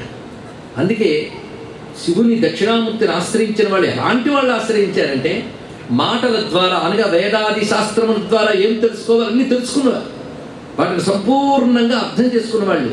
కానీ మాటను దాటిన ఒక విషయం ఉంది, అది ఎక్స్పీరియన్స్ అంటారు ఇక్కడ. ఆ ఎక్స్పీరియన్స్, అనుభవం కోసం తప్పించిపోతున్నటువంటి వాళ్ళు అక్కడికి చేరారు. అందుకే వాళ్ళకి జ్ఞానం ఇచ్చిన వాడు అనుభవాన్ని ఇచ్చాడు తప్ప మళ్ళీ ఆయన ఉపదేశాలు మొదలెట్టలేదు. ఇది తెలుసుకోవాల్సింది ఇక్కడ. అది అద్భుతమైన మాట. ఆ మౌనం అర్థం కావాలండి. అందుకే ఆయన సాక్షాత్కార మాత్రం చేతనే ఒక అద్భుతమైనటువంటి సంపూర్ణమైన సచ్చిదానంద అనుభవానికి ఆయన పొందగలిగిన మహానుభావుడు వశిష్ఠులు వారు. అది స్థితి. ఇలాగే ఆయన శివుని ఆశ్రయించిన వారందరూ కూడా అటువంటి స్థితిని పొందారు. అందుకే శివుని చుట్టూ కూర్చున్నటువంటి శిష్యులు ఎవరయ్యా అంటే వాళ్ళు బ్రహ్మవాదులు అంటారు. వాళ్ళని బ్రహ్మవాదులు తెలుసుకోవాలి. బ్రహ్మవాదులు శబ్దం ఉన్నది. బ్రహ్మవాదములు అంటే వాళ్ళు ఎప్పుడు మాట్లాడినా వేదముల్లో చెప్పిన జ్ఞానాన్ని లేదా పరబ్రహ్మ వీటి గురించే మాట్లాడుతుంటారు. మరొక సబ్జెక్ట్ లేదండి. వాళ్ళని బ్రహ్మవాదులు అంటారు. వాళ్ళకి టైం పాసుల్లో వాళ్ళకి ఒకటే బ్రహ్మవాదులు. బ్రహ్మం గురించే మాట్లాడతారు, బ్రహ్మం గురించే చింతన చేస్తారు. అలాంటి బ్రహ్మవాదులు వాళ్ళు స్వామి మాటలతో తెలుసుకోవాల్సింది తెలుసుకున్నాం, మాటలు దాటిందేదో అది కావాలి అని భగవంతుడిని ఆశ్రయిస్తే ఆయన మౌనంతో వాళ్ళకి అందిస్తున్నాడు. అందుకే ఆయన చుట్టూ కూర్చున్న వాళ్ళు తలలు పండిపోయిన వాళ్ళు. తలలు పండిపోయి అంటే పండు చుట్టుందని అర్థం కాదు. ఇక్కడ తెలివితేటల్లో పండిపోయిన వాళ్ళని ఇక్కడ అర్థం. వాళ్ళకి జ్ఞానం ఇస్తున్నవాడు కుర్రవాడు. అందుకే శంకర భగవత్పాదులు ఆశ్చర్యపోయారు. ఎంతకంటే ఆశ్చర్యం ఉంటుందని చిత్రం పడతరోర్మూలే వృద్ధా శిష్యా గురుర్యువ గురోస్తు మౌనం వ్యాఖ్యానం శిష్యాస్తు చిన్న సంశయ. ఎంత ఆశ్చర్యం అండి. వటవృక్ష మూలంలో 16 ఏళ్ల కుర్రవాడు గురువు, తలలు పండిన వాళ్ళు శిష్యులు. పోనీ పెద్ద ఉపన్యాసం ఇస్తున్నాడు అంటే ఏమీ లేదు, మౌనం వ్యాఖ్యానం, మౌనమే అలా పెట్టు కూర్చున్నాడే. శిష్యాస్తు చిన్న సంశయ అని మౌనంతోనే సందేహాలన్నీ పటాపంచరైపోయాయి. ఎంత ఆశ్చర్యకరమైన గురువు అండి. అలాంటి ఆశ్చర్యకరమైన గురువే దక్షిణామూర్తి. అలాగా బ్రహ్మవాదులను అనుగ్రహించారు స్వామి. ఇలా వశిష్ఠుడు వారు ఆయన అనుగ్రహాన్ని పొందారు. ఇప్పుడు మనం కూడా మనసారా దక్షిణామూర్తి స్వరూపాన్ని భావన చేద్దాం. ఇప్పుడు నేను ప్రవచనం చెప్తున్నాను అనుకోవద్దు. మనందరం కలిసి ఈరోజు గురువుల సన్నిధిలో గురుమూర్తిని ధ్యానం చేస్తున్నాం, ఆరాధన చేస్తున్నాం. దాని స్థితి కలగా ఒక్కసారి నిద్రాదులు వస్తే తలలు విదిలించుకుని ఇందులో ప్రవేశిద్దాం. స్వామి ఎలా ఉన్నాడో చూడండి. దక్షిణామూర్తి స్వరూపం తెల్లగా ఉన్నట్ట. ఎంత తెల్లగా ఉన్నాడు అంటే స్కందపురాణం దక్షిణామూర్తిని వర్ణిస్తూ గోక్షీరేందు ప్రభహ, ఇక్కడ ఆవు పాలలాగా వెన్నెలలాగా శుద్ధ స్ఫటిక సంకాశం అన్నట్టుగా స్ఫటికముల అంత తెల్లగా ఉన్నట్టు స్వామి. దానికి తోడు ఆ స్వామి ఎంత హొయ్యలతో కూర్చున్నాడు అంటే తన ఎడమ పాదాన్ని ఎత్తి కుడితడ మీద పెట్టుకున్నాడు. కుడిపాదం క్రిందకి వేలాడుతుంది. ఆ కుడిపాదం క్రింద ఒక రాక్షసుడు ఉన్నట్టు. వాడి పేరు అపస్మారుడు. ఏదో కొత్తగా వినబడింది, పిల్లలు పేర్లు పెట్టుకోవద్దు, అది భయంకరమైన నెగిటివ్ మీనింగ్. అపస్మారుడు అది. వాడి మీద పాదం పెట్టాడు ఆయన. దానికి మత్త రోగం అని ఉంది. ఎన్ని పేర్లు పెట్టాడో రాక్షసుడికి, అన్ని నెగిటివ్. మత్త రోగం అది కూడా బాగా బాగా చదువుకున్న వాళ్ళకి వస్తుంది రోగం. మత్త రోగం నన్ను మించిన వాళ్ళు లేడని బాగా ఐశ్వర్యవంతులకు వస్తుంది. ఎప్పుడైతే అది వచ్చిందో జ్ఞానం అయిపోతుంది. అందుకే అది భయంకర మత్త రోగం అని, అపస్మారం అని దాని పేర్లు ఇక్కడ. దాని మీద పాదం పెట్టి కూర్చున్నట్టు స్వామి. ఈ స్వరూపాన్ని ఒక్కసారి భావించండి. దేని కింద కూర్చున్నాడు? మరి చెట్టు కింద. మన దేవతల ఒక్కొక్క రూపం ఒక్కొక్క తత్వాన్ని చెప్తుంది. రూపం ద్వారా తత్వాన్ని తెలుసుకోవాలి. లేనప్పుడు ప్రయోజనం ఏముంది? అది ప్రతి రూపం ఒక తత్వాన్ని చెప్తుంది. ఈ తత్వాన్ని పరిశీలిద్దాం. కూర్చున్నవాడు దక్షిణామూర్తి. ఇప్పుడు నుంచి ఆ స్వరూప వివేచన మనం మొదలు పెడుతున్నాం. పేరుతో మొదలుకుని స్వరూపం గురించి. దక్షిణామూర్తి అంటే అర్థమే. 2 అర్థాలు తెలుసుకోవాలి. దక్షిణామూర్తి, మూర్తి అంటే ఎంబాడిమెంట్. దక్షిణామూర్తి అంటే ఈజ్ ఎంబాడిమెంట్ ఆఫ్ దక్షిణ. దక్షిణ అంటే దక్షిణ అంటే సమర్థత, సమర్థత, కేపబుల్, సమర్థత అని అర్థం దక్షిణ శబ్దానికి అర్థం. మనకి సుందరకాండలో ఆంజనేయ స్వామి వారు ఎగురుతున్నప్పుడు దక్షిణో దక్షిణాం దిశం అంటాడు ప్రథమ సర్గలో వాల్మీకి. దక్షిణుడు దక్షిణం వైపు చూసాడు ఎగరడానికి అన్నాడు. దక్షిణుడు అంటే సర్వసమర్థుడు. సర్వసమర్థుడు అంటే ఈ క్యాన్ డూ ఎనీథింగ్, ఏదైనా చేయగలిగిన వాడు సర్వసమర్థుట. అలాంటి దక్షిణుడు. ఆయన సమర్థత మనది కాకపోతే ఆయనదే. అలాగే ఆయనది కాకపోతే మనదా. దక్షిణామూర్తి అంటే సర్వసమర్థుడు. ఆయనదే సమర్థత, మనదేమీ లేదు. అందుకే శివుని ఆజ్ఞ లేనిది చూసారా మన తెలుగు ఎంత బతుకుతోందో. ఆయన ఆజ్ఞ లేనిది చేయమైనా కదలదు కదా. అంతేకాదు ఆయన సమర్థత ఏమిటయ్యా అంటే ఇంత ప్రపంచం నడపడం ఆయన సమర్థత, మన సమర్థత కాదు కదా. సృష్టి, స్థితి, లయ ఇవన్నీ చేయగలిగిన వాడు ఒక్కడే. ఈ సర్వము చేయగలిగిన వాడు ఆయన. అని కర్తుం అకర్తుం అన్యథా కర్తుం అపి సమర్థ. ఆయన చెయ్యగలడు, చెయ్యకుండా ఊరుకోగలడు, ఇంకోలా కూడా చేయగలడు. ఇది ఇలాగే చెయ్యాలి, అది ఇంకోలా ఎందుకు చేయకూడదు, ఆయన చేయగలడు. అది ఆయన ఒక్కడే చేయడు, మనం చేయలేం. కర్తుం అకర్తుం అన్యథా కర్తుం అపి సమర్థ దక్షిణ. ఏదైనా చేయగలడండి, ఆయన సాధ్యం కానిది లేదు. ఆ సమర్థత ఒక రూపం ధరిస్తే అది దక్షిణామూర్తి. దక్షిణామూర్తి అంటే సర్వసమర్థమైన స్వరూపము అని. అందుకే సమర్థ సద్గురు. సర్వసమర్థమైనటువంటి సద్గురు స్వరూపం, ఏదైనా చేయగలరు, అది అనుగ్రహించగలరు. అంత అందమైన వాడు దక్షిణామూర్తి అనే మాటలో మనకు కనబడుతుందండి. ఇంకొక మాట అందంగా చెప్పారు, ఆయన నిజానికి సర్వసమర్థుడే, ఆయన రూపం ఏమిటి, దక్షిణ అమూర్తి అన్నారు సంధి విభజనలో. ఆయనకి ఏ మూర్తి లేదు, అన్నీ చేయగలడు కానీ ఏ మూర్తి లేదు అన్నాడు. రెండూ చెప్పచ్చు, ఆయనకి ఏ మూర్తి లేదు, ఏ మూర్తి అయినా ధరించగలడు. ఎందుకంటే పరబ్రహ్మమును రెండు విధాలుగా ఆరాధించడం వేదం చెప్తోంది. వే బ్రహ్మణి వేదితవ్యే మూర్తంచ అమూర్తంచ. మూర్త బ్రహ్మము అమూర్త బ్రహ్మము అని బ్రహ్మము రెండు విధాలుట. మూర్త బ్రహ్మం అంటే సగుణ సాకారముగా కనబడే స్వరూపములు మూర్త బ్రహ్మము. అమూర్త బ్రహ్మం అంటే ఈ ఆకారము ఇవేది లేకుండా ఉన్నటువంటి వాడేవాడు వాడు అమూర్త బ్రహ్మం. ఇప్పుడు ఇందులో ఏది గొప్పది, ఏదో ఒకటి పట్టుకుంటే గొప్పదే. ఏదైనా బ్రహ్మము ఒకటే అని తెలుసుకోగలిగితే అదే గొప్ప విషయం. మూర్తమైన అమూర్తమైన స్వామి అదే దక్షిణ మూర్తి, దక్షిణ అమూర్తి రెండు ఇక్కడికి అర్థం చెప్పుకోవచ్చు. సర్వసమర్థుడైన స్వామి. సర్వసమర్థుడైతే ఇంకేం కావాలంటే మనం ఎవరిని ఆశ్రయించేమో వాడు సర్వసమర్థుడైతే ఎంత నిబ్బరంగా ఉండగలం, అవునా లేదా? కొందరు అంటూ ఉంటారు, నేనున్నానుగా ఏం భయపడగలను, అదే నా భయం బాబు అంటారు. ఎందుకంటే వాడికి ధైర్యం చెప్పాడంటే వీడికి అంత దమ్ము ఉండాలండి ఇక్కడ. అందుకే స్వామి దాక్షిణ్యమూర్తి. ఇప్పుడు రెండవ అర్థం చెప్పాను ఇక్కడ. సరే, రెండవ అర్థం చెప్పిన వెంటనే మొదటి అర్థం మర్చిపోవలను కాదు, ఇక్కడ దాని పక్కనది రాసుకోవలను. రెండవ అర్థం దాక్షిణ్యమూర్తి, దక్షిణామూర్తి. ఇది ఒక్కడ తెలుసుకుంటే చాలు. దాక్షిణ్యమే మూర్తిగా కలవాడు దక్షిణామూర్తి. దాక్షిణ్యం అనగా ఏమిటి? దాక్షిణ్యం అంటే మనకు తెలిసిన మాట అక్కడ చెప్పుకోవచ్చు అందరూ. దయా దాక్షిణ్యాలు లోకంలో మనకు బాగా వ్యవహారం. దయా దాక్షిణ్యాలు చాలా మంది పక్క పర్యాయ పదాలు అనుకుంటారు. దయ వేరు, దాక్షిణ్యం వేరు. రెండుకి చిన్న తేడా చూద్దాం. ఒక ఆయన కింద పడిపోయి రక్షించండి లేవలేకపోతున్నాను అన్నాడు. ఇక్కడ వీడికంటే అర్భకుడు అక్కడ కూడా వచ్చాడు. వాడికి దయ పుట్టింది చాలా. పాపం వాడు లేపితే బాగుండి అనిపిస్తుంది, కానీ వాడు లేపితే వీడు పడతాడు. అందుకే వాడు ఏం చేశాడు, పక్కన కూర్చొని ఏడుస్తూ కూర్చున్నాడు. కానీ వీడి కళ్ళు తుడుచుకుంటున్నాడు, వాడి కళ్ళు తుడుస్తున్నాడు. వీడు పరమ దయామయుడు. దయ అనే శబ్దానికి పరదుఃఖ సహిష్ణుత, ఇది డెఫినిషన్ అండి. పరదుఃఖ అసహిష్ణుత, పరదుఃఖ అసహిష్ణుత దయ. అవతల వాళ్ళు దుఃఖపడితే తట్టుకోలేని లక్షణాలు దయ అంటారు. ఇది ఉండడం చాలా గొప్ప క్వాలిటీ, అందులో సందేహమే లేదు. కనుక వాడు ఏడుస్తుంటే వీడు ఏడుస్తూ, వీడిని ఓదారుస్తూ ఇద్దరు కాలక్షేపం చేస్తున్నారు. ఏం ప్రయోజనం చెప్పండి. అదే ఇంకో ఆయన వచ్చాడు, చూసి ఆయన దయ పుట్టింది. దయ పుట్టి పెట్టిన అదే కింద పడిపోయారా అని పైకి లేక అంటే ఆయన దయతో పాటు ప్లస్ ఏమిటి వచ్చింది, దాక్షిణ్యం వచ్చింది. అందుకే కేవలం దాక్షిణ్యం ఉన్న లాభం లేదండి దయ లేకపోతే.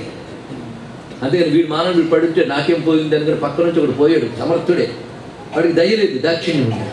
వీడికి దయ ఉంది, దాక్షిణ్యం లేదు. రెంట్లో ఏది లోపించిన మహాప్రమాదమే. కనుక ఎవరి దయకి దాక్షిణ్యం ఉంటుందో వాడు దక్షిణామూర్తి. ఇది తెలుసుకోవాల్సింది. అదే దాక్షిణ్యము కలిగిన దయ కలవాడు దక్షిణామూర్తి. ఆయన దయకి దాక్షిణ్యం ఉందండి. అంటే దాక్షిణ్యం అంటే సమర్థత అన్నాను. అంటే దుఃఖం చూసి దుఃఖపడ్డం కాదు, దుఃఖం లేకుండా చెయ్యడమే సమర్థత. కనుక దుఃఖాన్ని పోగొట్టడమే సమర్థత, పోగొట్టగలిగే శక్తి సమర్థత. అది కలవాడు దాక్షిణ్యమూర్తి, దక్షిణామూర్తి. అందుకే ఆయన్ని ఆశ్రయిస్తే ఎలాంటి దుఃఖం పోగొడతారంటే మీరు ఎన్ని ప్రయత్నాలు చేసినా ఎవ్వరూ పోగొట్టలేని దుఃఖం ఒకటి ఉంది కదా, జనన మరణ దుఃఖ ఛేద దక్షం దక్షం నమామి. అక్కడే చెప్తున్నాడు. ఇక్కడ ఎవడూ పోగొట్టలేని భయంకరమైన దుఃఖం ఒకటి ఉంది. అది మోక్షం అంటే ఏమిటయ్యా అనే దానికి వేదాంతం ఒక అద్భుతమైన డెఫినేషన్ ఇచ్చింది. అత్యంతిక దుఃఖనాశనం మోక్షం. అత్యంతిక దుఃఖనాశనం అంటే దుఃఖాన్ని పోగొట్టే ఒక అల్టిమేట్గా దుఃఖాన్ని పోగొట్టేయాలి. అందుకని ఇవాళ దుఃఖం పోగొట్టేమండి అంటే రేపు పరుగుడు రెడీ అవుతుంటుంది ముందు చెప్పినట్లు. మరి దుఃఖం లేకుండా చేయాలి. మళ్ళీ దుఃఖం ఏమిటయ్యా అంటే జనన మరణ దుఃఖం. ఆ దుఃఖం లేకుండా చేసే దాక్షిణ్యం చూపించాలి. అది అత్యంతిక దుఃఖనాశనం. మరి దుఃఖం అనేది లేకుండా చేస్తాడు. దుఃఖం ఎప్పుడు మళ్ళీ పుట్టుక చావు, ఇదే మొత్తం దుఃఖం. మనం దుఃఖాలను కంప్లైంట్ చేసేది పెద్ద దుఃఖంలో చిన్న దుఃఖాలు. చాలా మంది అంటూ ఉంటారు, అబ్బాయి ఈ కష్టం దాటిపోతే చాలండి అని. అంటేనే దాటిపోతుంది, మరొకటి సిద్ధంగా ఉంటుంది. ఎందుకంటే గొంగట్లో తింటూ వెంట్రుకలు ఏరుకోవడం సామెత వింటాం మనకు. దుఃఖభూయిష్టమైన జీవితంలో ఇది దుఃఖం కాదు నేను చెప్తా, మొత్తం దుఃఖమే. మొత్తం దుఃఖం తెలుసుకోవాలంటే కొంత తిరిగినట్లు ఉండాలి. కొందరికి ఇంకా తెలియదు, ఇంకా దుఃఖపడాలని ఉందని దీనిలోని దేవుళ్ళు అడుగుతుంటారు. ఎవడో తెలివైన వాడు ఉంటాడు, ఇంక చాలే ఇది అని. వాడే అంతర్యామి అలసిత సొలసిన సరెండర్ అవ్వగలడు. ఇక్కడ ఈ సంపూర్ణమైన దుఃఖాన్ని పోగొట్టేటువంటి కరుణ సృష్టిలో ఏ మానవుడు చేయలేడండి, పరమేశ్వరుడు ఒక్కడు తప్ప.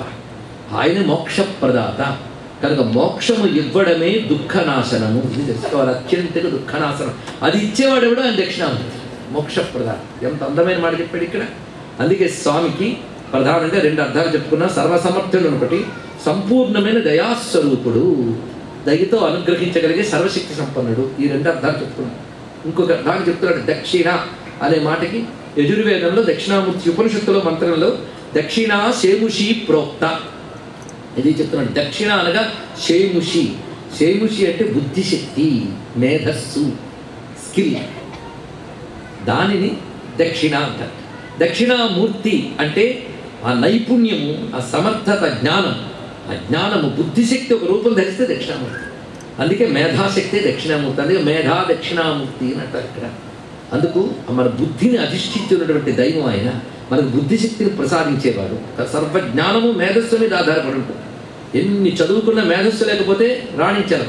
ఆ మేధస్సు ఆయన స్వరూపం. అది మేధా దక్షిణామూర్తి అనగా జ్ఞానమూర్తి, బుద్ధిశక్తి యొక్క ముక్తి, బుద్ధికి అధిష్టాన దేవత. అందుకే అదే మంత్రంలో యజుర్వేదంలో సనో బుద్ధ్యా శుభయా సంయునక్తు అన్నారు. అలాంటి దక్షిణామూర్తి మా బుద్ధికి ఎల్లవేళలా శుభమైన సంకల్పాలు, శుభమైన ప్రేరణలు అందించుగాక అని అన్నారు ఇక్కడ. అందుకు ఒక్క దక్షిణామూర్తి అనే నామంలో ఎంత శక్తి ఉందో చూడండి. అందుకే ఆయన గురవే సర్వలోకాలకు గురువుట. ఎందుకంటే మొదటి గురువు బ్రహ్మగారిని మనం అనుకుంటే ఆ బ్రహ్మ దగ్గర నుంచి వచ్చిన వాళ్ళందరికీ గురువు అయినా కనుక తం సర్వాది గురుం మనోజ్ఞవపుషం మందస్మితాలంకృతం. గురువులకు గురువు అయ్యా అన్నాడు ఆయన. గురువులకు గురువు దక్షిణామూర్తి. అందుకే స్వరూపము కానీ ఆ నామం కానీ అంత దివ్యంగా కనబడుతుంది. ఆయన అనుగ్రహం వల్ల గురువులయ్యారు అందరూ కూడా. అలా ఆయన అనుగ్రహం వల్ల గురువులైన వారు ఎవరయ్యా అంటే శ్రీకాంత ద్రుహిణోపమన్యు తపన స్కందేంద్ర నంద్యాదయ ప్రాచీనా గురవోపి యస్య కరుణాలేశా గతా గౌరవం. బ్రహ్మమురారి సురార్చిత లింగం అని చెప్పినట్లుగా శ్రీకాంత లక్ష్మీపతి, ద్రుహిణ బ్రహ్మదేవుడు, ఉపమన్యు ఆయనకుడు, ఇలా మహర్షులు, తపన సూర్యభగవానుడు, స్కంద సుబ్రహ్మణ్యుడు, ఇంద్రుడు, నంది, వీళ్ళందరూ ఎవరి యొక్క కృప వల్ల గురువులుగా మన చేత పూజింపబడుతున్నారో తం సర్వాది గురు, ఆది గురువు అయినటువంటి స్వామికి నమస్కారం. ఆయన ఎలా ఉన్నాడంటే మనోజ్ఞ వపుషం, అందమైన శరీరం, నిర్మలమైన తెల్లని కమనీయమైన శరీరం ధరించున్నాడు. మందస్మితాలంకృతం, చిరునవ్వు అలంకారంగా కలిగి ఉన్నట్టు. చిరునవ్వు ఎక్కడుంటుందో తెలుసా? జ్ఞానం ఆనందం ఎక్కడుంటుందో అక్కడ నవ్వు ఉంటుందండి. మీరు పరిశీలించారా? కొందరు ప్రవచనం పెట్టినప్పుడు ఇలా చూసుకుంటారు అంటే వాడికి అర్థం కాలేదో అర్థమైపోతుంది. జ్ఞానం ఇస్తే కళ్ళు తెరుచుకుంటాయి, మూతపడదు, నవ్వు వస్తుంది. ఒక విషయం బాగా అర్థమైతే తెలియకుండా పెదవుల మీద నవ్వు వస్తుంది, అదొకటి. అలాగే లోపల ఏదైనా ఆనందం కలిగినా నవ్వు వస్తుంది. కానీ నవ్వు దేనికి సంకేతం? జ్ఞానానికి, ఆనందానికి సంకేతం. అందుకే మా దేవతల ముఖం మీద ఎప్పుడు నవ్వు ఉంటుంది. దరస్మేర ముఖాంబుజ అంటే చిరునవ్వు దేనికి సంకేతం అయ్యా అంటే జ్ఞానము, ఆనందము మా స్వభావము, మా స్వరూపము, మా ప్రభావము. మమ్మల్ని ఆశ్రయించిన వాళ్ళకి అది లభిస్తుంది. అదే స్వామి మందహాసం మందస్మితాలంకృతం చిన్ముద్రాంచిత ముగ్ధపాణి నలినం చిత్తే శివం కుర్మహే. ఇది చూపిస్తున్నాడు ఇక్కడ. ఇలాంటి స్వామి యొక్క దక్షిణామూర్తి నామానికి అర్థం చెప్పుకున్నాం. ఇప్పుడు రూపం గురించి ఆలోచన చేద్దాం. ఎంత విశేషమైన రూపం ఇక్కడ. తెల్లగా ఉన్నాడు. మనం మొన్ననే సరస్వతీదేవి గురించి చెప్పుకున్నాం కనుక మళ్ళీ ఇప్పుడు చెప్తే అప్పుడు చెప్పారండి అంత అలుగుతారు కానీ నేను చెప్పట్లే. అందుకే అంత వివరణ ఇవ్వక్కర్లేదు కదా కదా. పాతవాడు మళ్ళీ కంప్లైంట్ చేయకూడదు, అది కూడా వచ్చింది. ఎందుకంటే జ్ఞానానందులు చాలా మంది ఉంటారు. జ్ఞానానందులు అంటే ఏమిటో మహానుభావులు విశ్వనాథ వారు చెప్పారు. జ్ఞానానందం అంటే జ్ఞానం ఉన్నదనుకుని ఆనందించేవారు అంటారు. వాళ్ళతో వచ్చిన సమస్య. సరే, మొత్తానికి దక్షిణామూర్తి యొక్క స్వరూపంలో క్లుప్తంగా తెలుసుకునే ప్రయత్నం చేద్దాం. ఆయన ఒక చేతితో పుస్తకం పట్టుకున్నాడు, ఇంకో చేతితో ముద్ర పట్టుకున్నాడు. పుస్తకం సర్వశాస్త్రాలకి సంకేతం, సింబాలజీ ఉండడం. దేవతా రూపాలని సింబాలజీ పిల్లలకి చెప్పండి, తెలియకపోతే వైవాట్ అంటారు. వైవాటో మీకు తెలిస్తే వాళ్ళు చెప్తారు. చేతులు పుస్తకం సర్వశాస్త్రాలకి సంకేతం. అందులో ఉన్నటువంటి సర్వశాస్త్ర గమ్యమైన బ్రహ్మ విద్య గురించాం. ఈ బ్రహ్మ విద్య అంతా జీవ బ్రహ్మ ఐక్యాన్ని చెప్తుంది ఇక్కడ. దీనిలో మొత్తం ఉన్నది. మన యోగ ముద్రల ప్రకారంగా దీన్ని ఏకాగ్రతకు సంబంధించిన ముద్ర అంటారండి. కాన్సన్ట్రేషన్ పెరుగుతుంది ఈ ముద్ర వల్ల. ఇది పట్టుకోవడంలో అసలు మరొక పరమార్థం ఏంటంటే దీని చిన్ముద్ర. దీనిలో ఒక్కొక్క రహస్యం ఉంది. దీన్ని ఎన్ని రకాలుగా చెప్పచ్చు. అదొక్కటి పట్టుకుంటే చాలా ఉపన్యాసం చెప్పచ్చు. మొన్న ఒక అర్థం చెప్పుకున్నాం, ఇవాళ రెండో అర్థం చెప్పుకుని కొత్తగా వచ్చిన వాళ్ళ కోసం, పాతది చెప్పినా మాకు పర్వాలేదు అనుకునే వాళ్ళ కోసం రెండో అర్థం కూడా చెప్పుకున్నాం. మొదటి అర్థం ముందు బ్రహ్మము గురించి మాట్లాడేటప్పుడు శాస్త్రంలో 5 చెప్తారటండి. అస్థి భాతి ప్రియం నామం రూపం. అస్థి భాతి ప్రియం నామం రూపం. అస్థి భాతి ప్రియం మొదటి చెప్పారు. అస్థి భాతి ప్రియం అంటే సత్తు చిత్తు ఆనందం. ఇది బ్రహ్మం యొక్క అసలు స్వరూపం. అది ఎక్కడుంది? సత్తు చిత్తు ఆనందమైన బ్రహ్మం ఎక్కడున్నాడు? పెద్ద క్వశ్చన్ అది. వెతుకుదామా ఏ లోకంలో ఉన్నాడు అంటే ప్రపంచంలోనూ ఉంది. అది ఎలా ఉందయ్యా అంటే లోపల వ్యాపించిపోయింది, కనిపించట్లేదు. మన లోపల ప్రాణం ఉంది, కనిపిస్తుందా? కానీ అది ఉండడం వల్ల మనం ఉన్నాం, తెలుసుకుంటే చాలు. ఇక్కడ అలాగా అస్థిభాతి ప్రియం అసలు భగవంతుడి యొక్క అసలు స్వరూపం అది ప్రపంచంలో వ్యాపించిపోయింది. ఈ ప్రపంచంలో 2 ఉన్నాయి. మీరు ఎంత పరిశీలించండి, 2 కాదండి, ప్రపంచం చాలా ఉంది కదా. 2 ఉన్నాయండి. నేను చెప్పింది ఇంకోటి ఏంటో చెప్పండి. నామం రూపం. ప్రపంచం అంటే 2 నామం రూపం. ఈ నామరూపాత్మకమైన ప్రపంచాన్ని మనం చూస్తున్నాం. నామరూపాత్మకం కనిపించే ప్రపంచం. అస్థిభాతి ప్రియం కనిపించని పరమాత్మ. ఈ 5 కలిపితే భగవంతుడు అంది మన సంస్కృతి. ఎంత గొప్పగా మాట చెప్తుంది. అంటే నామరూపాత్మకమైన ప్రపంచం లోపల వ్యాపించిన అస్థిభాతి ప్రియం ఆయన లేకపోతే ప్రపంచం లేదు. ప్రపంచం లేకపోయినా ఆయన ఉంటాడు. అది తెలుసుకోవాల్సింది ఇక్కడ. ఇప్పుడు విద్యుత్ శక్తి ఇక్కడ వీటన్నిటిలో వ్యాపించింది. ఇందులో ఏది పని చేయాలన్నా విద్యుత్ శక్తి ఉండాల్సిందే. నువ్వు లేకపోయినా విద్యుత్ శక్తి ఉంటుంది. అస్థిభాతి ప్రియం విద్యుత్ శక్తి లాంటిదండి. నామం రూపం మైక్ లాంటిది, ఫ్యాన్ లాంటిది. ఇప్పుడు తెలిసిపోయింది కదా. వీరి పేరేమిటి? మైకు, దీనికో రూపం. దాని పేరు ఫ్యాన్, దానికో రూపం. నామం రూపం. ఇలా ప్రపంచమంతా నామం రూపం. నామం రూపంలో వ్యాపించింది అస్థిభాతి ప్రియం. నీకు అస్థిభాతి ప్రియం అర్థం కావాలంటే నామం రూపం దాటి వెళ్ళాలి. అది అస్థి భాతి ప్రియం, సత్ చిత్తు ఆనందం. ఇది పరబ్రహ్మ అసలు స్వరూపం. నామం రూపం. ప్రపంచ దృష్టి పోతేనే పరమాత్మ తెలుస్తాడు. ఇక్కడ అల్టిమేట్ రియాలిటీకి వెళ్ళేటప్పుడు నామరూపాలు దాటి వెళ్ళిపోవాలి. దాటి వెళ్ళాలంటే ఎప్పుడైనా లెక్క పెట్టేటప్పుడు చిటికన వేల నుంచి లెక్క పెడతారండి. అస్థి భాతి ప్రియం నామం రూపం. నీకు అసలు తత్వం తెలియాలంటే నామం రూపం ఉపసంహరించు. ఈ 2 తీసిస్తే మిగిలింది అస్థి భాతి ప్రియం. ఇదే చిన్ముద్రలో చూపిస్తున్న ఇది కొంచెం హయ్యర్ ఫిలాసఫీ. మరొక తత్వాన్ని చెప్తున్నాడు. ఈ ప్రపంచం అంతా 3 అన్నాడు. ఇక్కడ 3 అవునా లేదా మీరు చెప్పండి. సృష్టి స్థితి లయ, భూతం భవిష్యత్తు వర్తమానం అన్ని 3 అదేవిధంగా స్థూల సూక్ష్మ కారణ శరీరాలు అన్ని 3 చెప్తున్నారు. ఇదంతా ప్రపంచ లక్షణం 3. ఈ ప్రపంచాన్ని తెలుసుకుంటున్నవాడు నేను. వీటన్నిటికీ ఆధారమైన వాడు పరమాత్మ. 5 అయ్యాయండి ఇక్కడ. పరమాత్మ, జీవాత్మ, ప్రపంచం. ఇంతే మొత్తం సబ్జెక్ట్ మొత్తం అయిపోయింది. 5. అందుకే రమణ మహర్షి ఒక మాట చెప్పాడు. మతం అంటే ఏమిటయ్యా అంటే జీవుడు, ఈశ్వరుడు, జగత్ వీటి గురించి స్టడీ చేసేదాన్ని మతం అని పేరు అన్నాడు. రిలీజన్ అంటే జీవుడు, ఈశ్వరుడు, జగత్. నాస్తికుడు జీవుడు జగత్తు దగ్గర ఆగిపోతాడు. ఆస్తికుడు ఈ 2 ఎవరి చేతులు ఉన్నాయో వాడు పట్టుకుంటాడు. జీవుడు జగత్ ఎవరి చేతిలో ఉన్నారు? ఈశ్వరుడి చేతిలో ఉన్నారు. కానీ జీవుడు జగత్తుతో కలిసి ఉన్నంత కాలం ఈ 2టికి ఆధారమైన ఈశ్వరుడు తెలియబడట్లేదు. కొంతకాలానికి జీవుడు గురువుల ఉపదేశం ద్వారా తనకు ఆధారమైన ఈశ్వరుని తెలుసుకునే ప్రయత్నం చేస్తాడు. Moving towards him. ఇలా తిరిగి వెళ్ళి ఆయన కలుస్తాడు. కలిసిపోయిన తర్వాత ఇద్దరు ఏకమయ్యారు, జీవుడు బ్రహ్మం. ప్రపంచానికి దూరమే జీవుడు ఈశ్వరుడితో ఐక్యమైపోయాడు, పూర్ణమైపోయింది ఇక్కడ. కనుక జగత్తుతో కలిసి ఉన్న జీవుడు ఈశ్వరుడితో కలిసి పరిపూర్ణుడవుతున్నాడయ్యా. ఈ జీవ బ్రహ్మ ఐక్యాన్ని చెప్తుంది చిన్ముద్ర అన్నాడు ఇక్కడ. ఇంకొక చిన్ముద్రలోనే అంత జ్ఞానం ఉంది. ఇన్ని శాస్త్రాలు ఎందుకు చదవాలయ్యా అంటే తెలుసుకోవడానికే ఇలా బోధిస్తూ ఉన్నాడు. ఇంకా పైన పట్టుకున్న వాటిలో స్వామికి ఒక్కొక్క దానికి ఒక్కొక్క మూర్తిలో ఒక్కొక్క భేదం ఉంటుంది. కామన్గా ఏ దక్షిణామూర్తి రూపం చూసినా పుస్తకము చిన్ముద్ర కామన్ అండి. పైన ఒక చేత్తో ఆయన అమృత కలశం పట్టుకున్నాడు, ఇంకో చేత్తో అక్షమాల పట్టుకున్నాడు. స్ఫటిక రజత వర్ణం మౌక్తికీం అక్షమాలం అని వర్ణిస్తారు ఇక్కడ. ఒక చేత్తో అక్షమాల. అక్షమాల అంటే మంత్రశక్తులు, అక్షరాల మాల అక్షమాల అని. విద్యాస్వరూపుడు కదా, విద్యలన్నీ అక్షరాలేగా అక్షమాల. ఇంకో చేత్తో అమృత కలశం పట్టుకున్నాడు. అమృత కలశం ఏమిటయ్యా అంటే విద్య వల్ల మనం పొందే పోషణ. కూటి విద్యలు, కోటి విద్యలు కూటి కొరకే. కానీ కూటి విద్యలే 2, కోటి విద్యలు కావు. కూటికి పనికి వచ్చే విద్య కోటి విద్యలు కూటి కొరకే. కూడంటే ఏమిటి? అమృతమేగా. మీరు ఏ విద్య నేర్చుకున్నా అమృతము, ఇదే అర్థం. విద్యకి ముందు కావాల్సింది పోషణే, అంతేకాదు విద్య వల్ల కావాల్సింది ఆనందం, విద్య వల్ల కావాల్సింది మోక్షం. అదే అమృత కలశంలో పట్టుకున్నాడు. ఈ స్వరూపాన్ని మనం భావన చేస్తే చాలా మనకు కావలసినవన్నీ ఇస్తున్నాడే. లౌకిక విద్యలు మొదలుకొని పరమార్థ విద్యల వరకు అన్ని విద్యలు ఆయన ఇస్తున్నాడండి ఇక్కడ. కనుక వేదాంతం కావాలంటే దక్షిణామూర్తిని ఆశ్రయించాలి, కానీ నాకు ఇంకా ఇప్పటి నుంచి అక్కర్లేదండి అని కాదు. ఏది కావాలన్నా ఆయనే ఇస్తాడు. ఏ విద్య అయినా ఆయన ఇస్తాడు కనుక దక్షిణామూర్తిని నమస్కరించడం పిల్లలకు అలవాటు చేయించండి, వాళ్ళకి సర్వ విద్యలు ఇస్తారు ఇక్కడ. అందుకే గురవే సర్వలోకానాం భిషజే భవరోగిణాం, భవరోగులకు వైద్యుడు ఆయన. భిషజే అంటే వైద్యుడు, నిధయే సర్వ విద్యానం, అన్ని విద్యలకి నిధిట. అలాంటి దక్షిణామూర్తికి నమస్కారం అని చెప్పారు ఇక్కడ.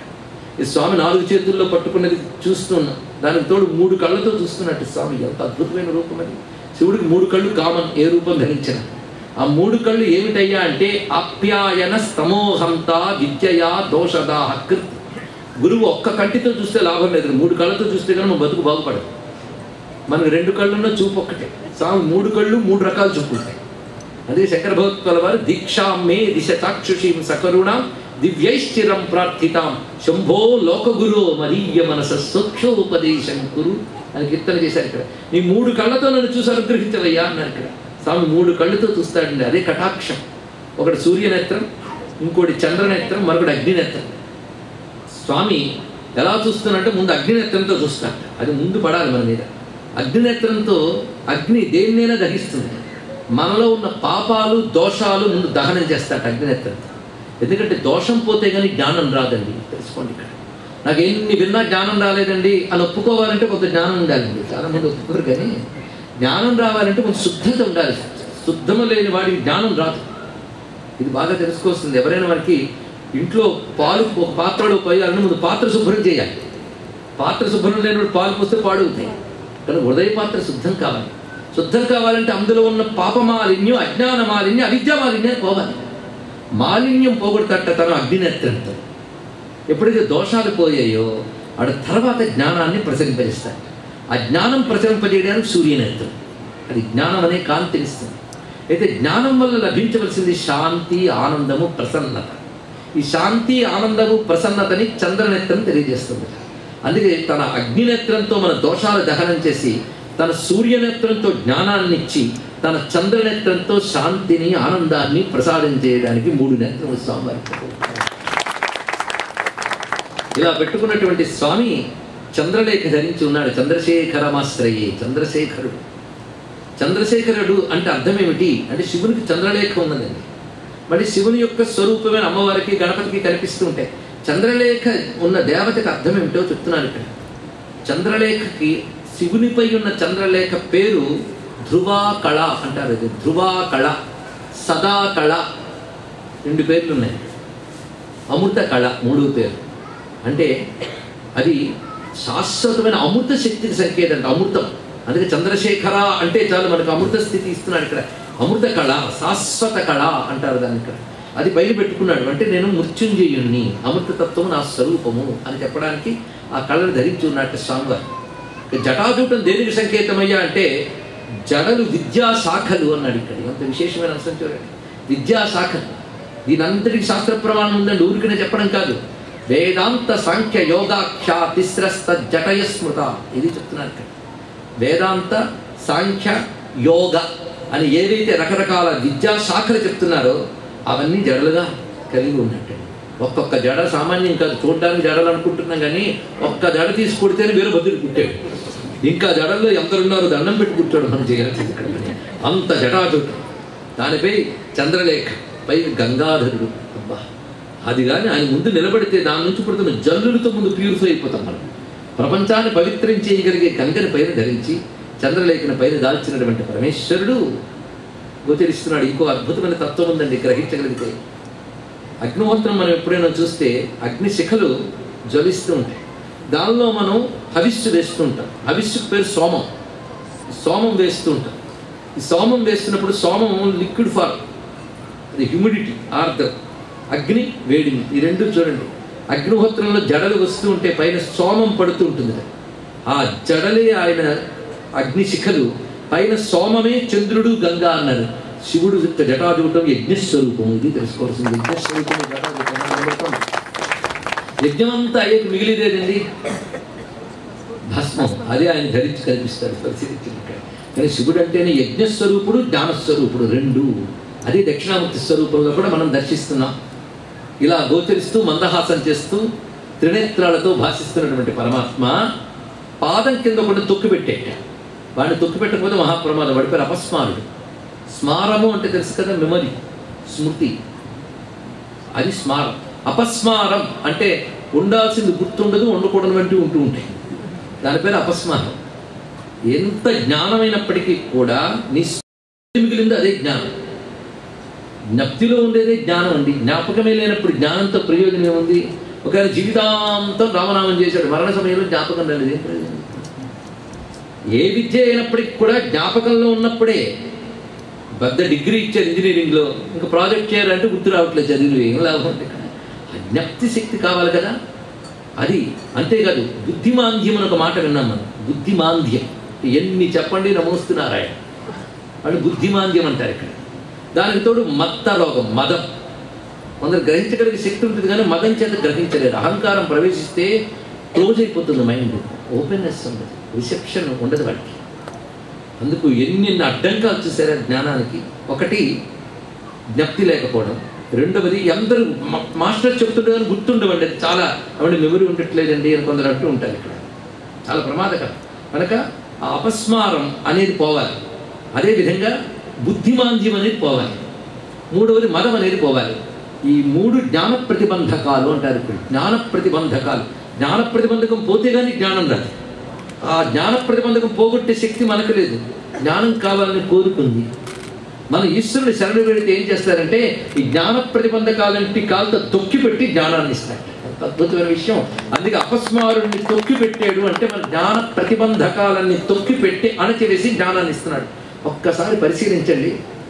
కింద అజ్ఞానం, పైన జ్ఞానం. అంటే శివుడు ఎక్కడున్నాడు? అజ్ఞానం దాటాకున్నాడు. అజ్ఞానాన్ని చీకటి అంటారు, జ్ఞానాన్ని వెలుగు అంటారు. ఆ వెలుగు దేని మీద ఉందా అంటే చీకటిని దాటేకుందిట. అందుకే వేదాహమేతం పురుషం మహాంతం ఆదిత్యవర్ణం తమసస్తు పారే. తమసస్తు పారే అంటే అజ్ఞానానికి ఆవలున్నవాడు అని అర్థం. ఇక్కడ అజ్ఞానం దాటిపోతే ఆయన కనిపిస్తున్నాడు. ఇక్కడ జ్ఞానాధిదేవత అజ్ఞానానికి ఆవల ప్రకాశిస్తున్నాడు. ఈ అజ్ఞానం నేను దాటలేనంటే అజ్ఞానాన్ని తొక్కిపెట్టి నేను అనుగ్రహిస్తానని చెప్తున్నట్ట. అందుకే దక్షిణామూర్తి స్వరూపాన్ని మనం భావన చేస్తే మన మెదడులో ఉన్న బుద్ధిమాంద్యము, జ్ఞప్తిహీనత మొదలైన దుర్లక్షణాలు పోగొట్టి జ్ఞానాన్ని ఇస్తాడు. అలాంటి స్వరూపాన్ని మనం ఆశ్రయిస్తున్నాం. ఇది ఆ స్వరూపం చూపిస్తున్న అందమైనటువంటి తత్వం ఇక్కడ. ఇక ఆ స్వరూపం దేని కింద కూర్చుంది? మర్రి చెట్టు. ఎన్నో చెట్లు ఉన్నాయి కానీ మర్రి చెట్టుకో ప్రత్యేకత ఉంది.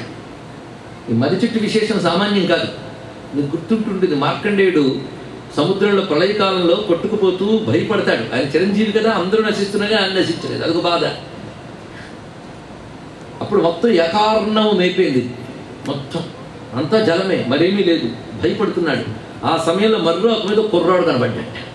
ఆ కుర్రవాడెవడు? కరారవిందేన పదారవిందం ముఖారవిందే వినవేశయంతం వటస్య పత్రస్య పుటేశయానం. అబ్బా కృష్ణుడు ఈయనొక్కడే అంత ప్రళయకాలంలో ఉన్నాడండి, ఆయన ఒక్కడే ఉన్నాడు. కింద మర్రాకుడు ఉంది. ఈ మర్రాకు ఎక్కడిది అని వెతికితే మర్రాకున్న చెట్టు కనబడింది. ఆ మర్రి చెట్టు రూపంలో ఉన్నవాడు ఎవరంటే శివుడు. మర్రి చెట్టు రూపంలో ఉన్నట్ట. మర్రాకు మీద కృష్ణుడు అంటే ఆ శివుడిని ఆధారం చేసుకుని విష్ణు శక్తి కనిపిస్తుంది అన్నారు. ఇంత అద్భుతమైన విషయం ఇక్కడ. అందుకే శివుడు పురాతన వటశివ అన్నారు ఇక్కడ. ఆయన పెద్ద వటవృక్షం. ఈ వటవృక్షం గురించి ఆలోచిస్తే ఎంత బాగుంటుందని. ఏ చెట్టు లేదు ఇదే పెట్టాలా అంటే మన పెద్దవాళ్ళు వృక్షాలను కూడా భగవంతుడిగా చూడవయ్యా అని చెప్పారు. మనం ఇప్పుడు వృక్షాలను కట్ చేసి వృక్షో రక్షిత రక్షిత అని బోర్డు పెడుతున్నాం. అది వచ్చింది వాళ్ళు.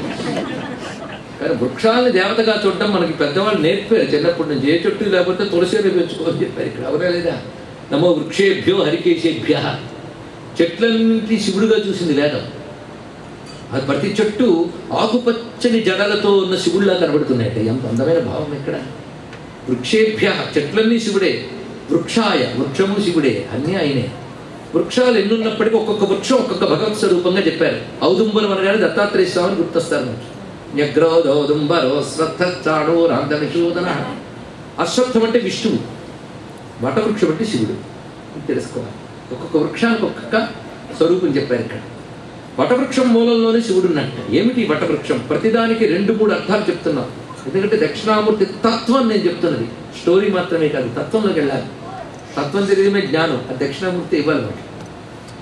వటవృక్షం దేనికి సంకేతం అయ్యా అంటే వటవృక్షం విశ్వానికి సంకేతం.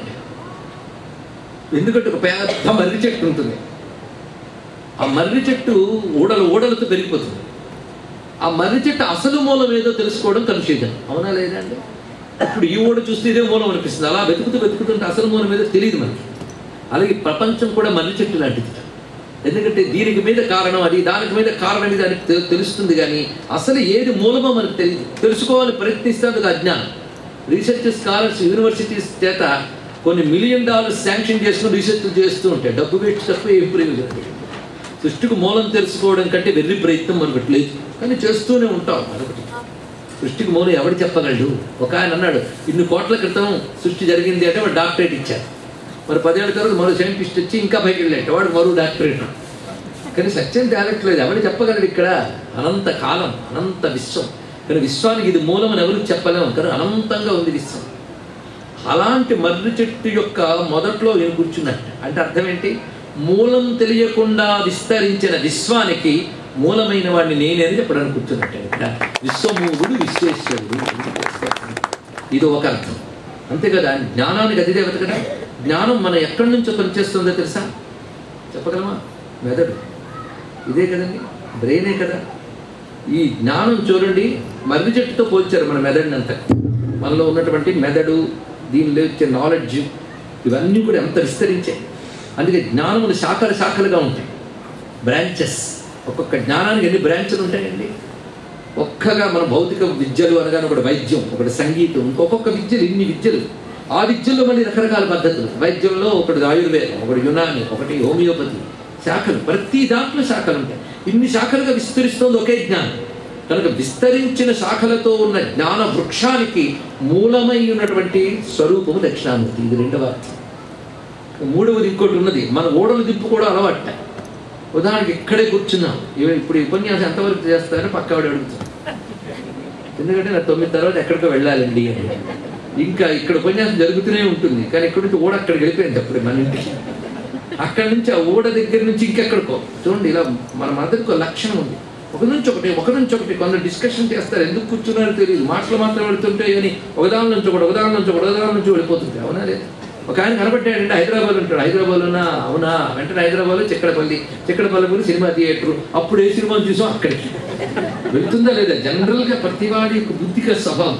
కనుక బుద్ధి ఇంతకీ అక్కడ మొదలైందిరా అంటే మనం వెతుక్కుంటూ రావాలి. ఇలా ఊడలు దింపుకుంటూ వెళ్ళిపోవడం. చెట్టు ఊడలు దింపుకుంటుంది, మనం ఊహలు దింపుకుంటాం అంతే. ఇక్కడ ఊహలు దింపుకుంటూ విస్తరిస్తూ ఉంటుంది. ఎంత ఆలోచించి ఎన్ని చేయగలుగుతుంది మేధస్సు. ఎంత మర్రి చెట్టు అండి! ఇంత మర్రి చెట్టులా విస్తరించిన ఈ మేధస్సు అంతటికి మూలమై లోపలున్న ఆత్మ చైతన్యం ఎవడో వాడే మర్రి చెట్టు మొదట్లో ఉన్న దక్షిణామూర్తి. ఆత్మమూలం. జ్ఞానమునంతటికి మూలమైన మన ఆలోచనలకి, మన మేధస్సులకి, మన తెలివితేటలకి, మన చైతన్యానికి మూలమైనటువంటి స్వామి. ఇది వటవృక్షం మూలంలో ఉంటాడంటే ఈ భావం తెలియాలి. ఇలా తెలిసి చేసే సాధన చాలా గొప్పది. మా ఇంట్లో మన దక్షిణామూర్తి ఫోటో ఉందండి, దండం పెడుతుంటాం. తప్పని నేను అన్నగానే అది ఒప్పనుకోకూడదు.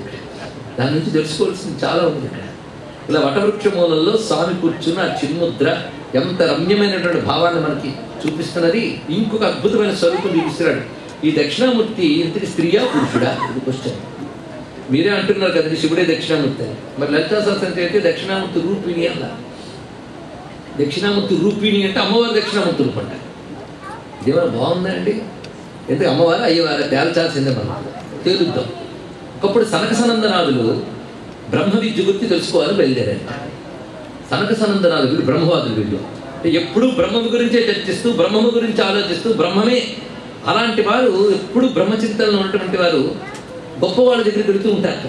తెలుసుకోవడం కాదు, అక్కడ బ్రహ్మము గురించి వాళ్ళు చెప్తూ ఉంటే అనుభవిద్దామని వాళ్ళు అలా బయలుదేరి కైలాసానికి వెళ్ళారు. ఎందుకంటే శివుడు సర్వేశ్వరుడు కదా, ఆయన ద్వారా జ్ఞానం పొందామని కైలాసానికి వెళ్ళారు. అది సాయంకాల సమయం, ప్రదోషకాలం. ఆ సమయంలో శివదర్శనం కోసం వెళ్ళారు. వెళ్ళేటప్పటికల్లా కైలాసం అంతా సందడిగా ఉంది, హడావిడి. ఎందుకంటే మంచి ప్రోగ్రామ్ జరుగుతుంది, డ్యాన్స్ ప్రోగ్రామ్. శివుడు నాట్యం చేస్తున్నాడు, నటరాజు కదా, నాట్యం చేస్తున్నాడు. వాళ్ళ ఆవిడ పక్కన ఉంది. అకర్మ సర్వ మంగళ కళా కదంబ మంజరి రస ప్రవాహ మాధురి విజృంభణ మధువ్రతం స్మరాంతకం పురాంతకం భవాంతకం మకాంతకం గజాంతకం ధకాంతకం తమంతకాంతకం భే. స్వామి నాట్యం చేస్తున్నాడు అక్కడ, ఆవిడ ప్రక్కన ఉంది. ఆ నాట్యం చేస్తున్నప్పుడు మొత్తం నట్టువాంగం ఎంత బాగున్నదో చూసారా. దక్షిణామూర్తి గురించి చెప్పమంటే నటరాజు బోనస్గా వస్తున్నాడు చూడండి. అక్కడ ఆవిడ కూర్చున్నది. కైలాస శైల భవనే త్రిజగజ్జనిత్రీం గౌరీం నివేశ్య కనకాంచిత రత్నపీఠే నృత్యం విధాతం అవివాంఛతి శూలపాణి దేవా ప్రదోష సమయేను భజంతి సర్వే. అక్కడ ఆయన నాట్యం చేస్తుంటే అమ్మవారు ఉన్నట్టు పక్కన.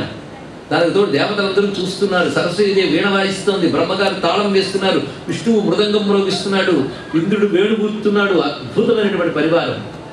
లక్ష్మీదేవి గానం చేస్తుంది, శివుడు నాట్యం చేస్తున్నాడు. ఆ నాట్యం చేస్తున్నప్పుడు ఆయన తాండవం, ఆవిడ లాస్యం. ఈ తాండవ లాస్యాలు కలుస్తున్నాయట. తాండవం అంటే తీవ్రముగా పురుషుడు మాత్రమే చేయగలిగేది తాండవం. అక్కడ దాన్ని ఉద్ధత శైలి అంటారు, ఆర్భటి వృత్తి అంటారు నాట్యశాస్త్రంలో. ఈవిడ చేసేది లాస్యం ప్రియాలయకరి. ఆవిడ లాస్యం. లాస్యం కోమల వృత్తి అనే లాస్యం స్త్రీమూర్తి, తాండవం పురుషమూర్తి.